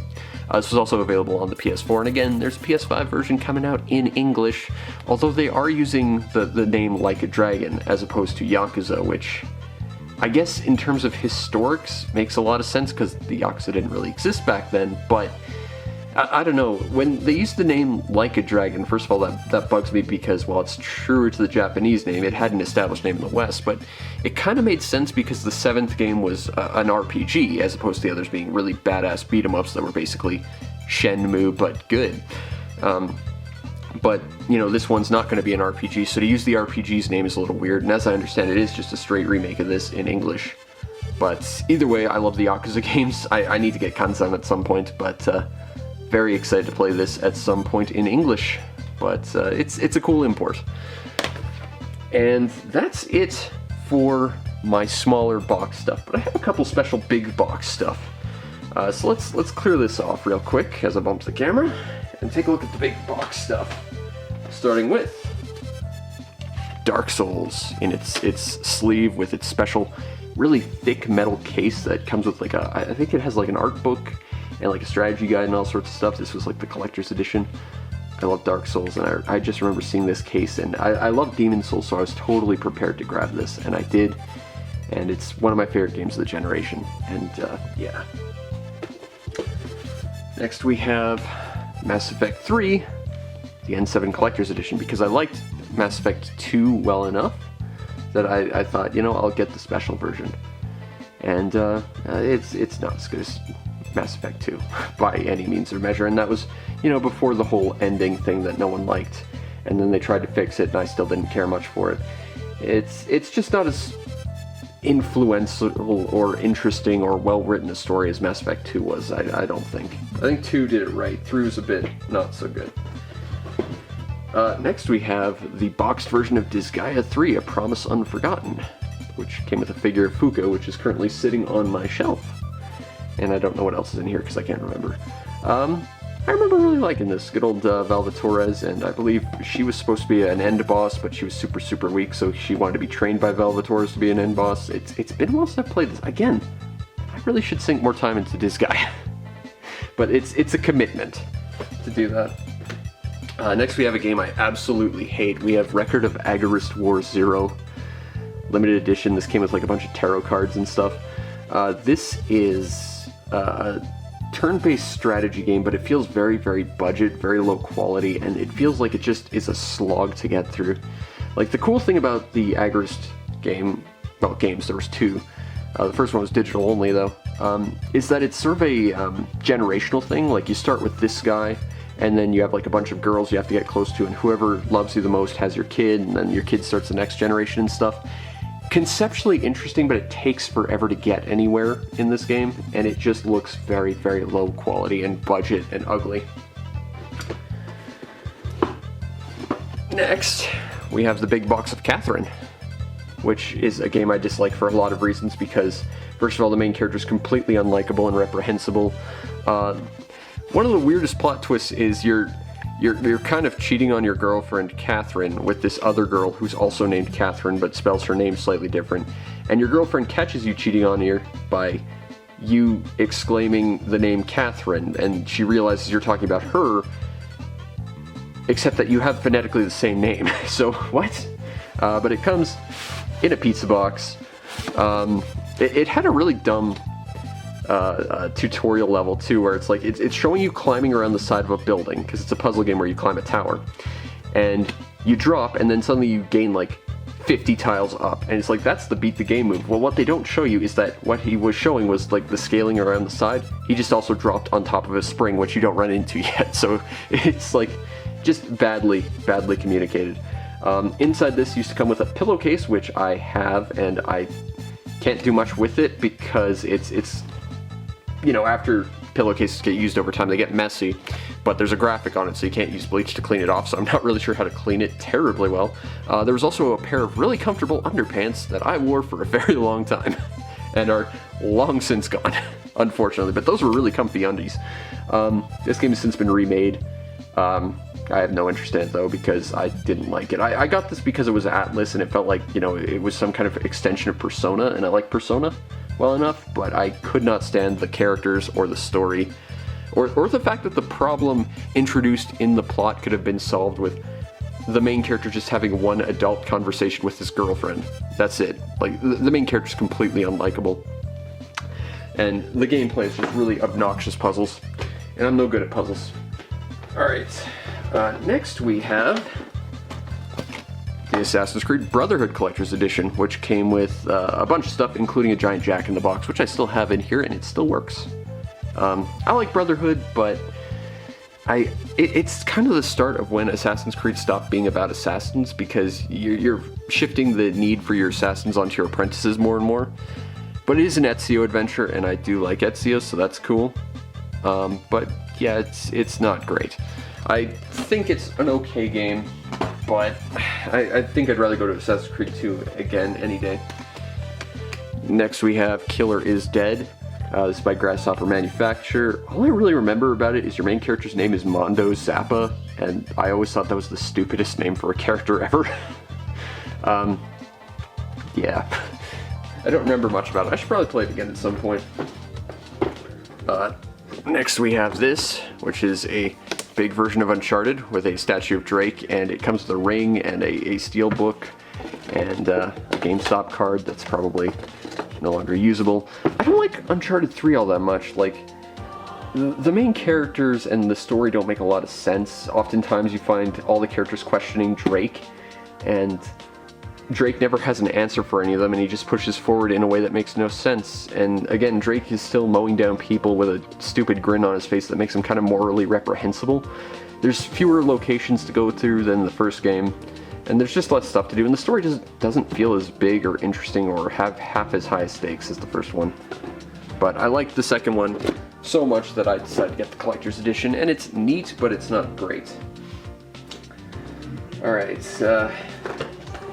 there's a few games that came in these like huge boxes, and I've got at least 2 of them, but I know there's a bunch more. Next we have R. Tonalika Koga, L of Narciel.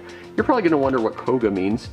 I would like to know this too, although one character does utter it at one point in the game, completely out of nowhere, and it makes no sense, but I guess they wanted to make that make sense.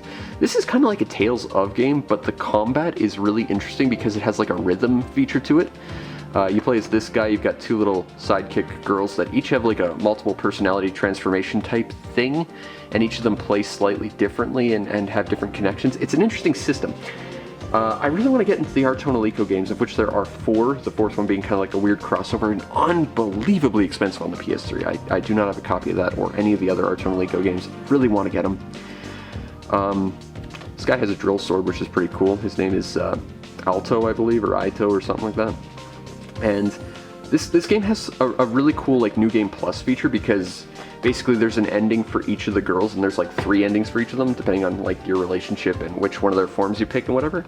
But to get it, what's interesting is you beat the game and it resets to about 75% of the way through the game. So you don't actually have to go through the entire game to see alternate endings and stuff, which I thought was really quite cool. And that's that. Okay, I grabbed something because this next one's kind of important for something. So, the last of these wide boxes like R. Tonalico is Hyperdimension Neptunia. Now, I've already explained my connection with Neptunia and Trinity Universe and how I kind of feel like this is a lesser Trinity Universe, and it came out afterwards, so it kind of makes sense.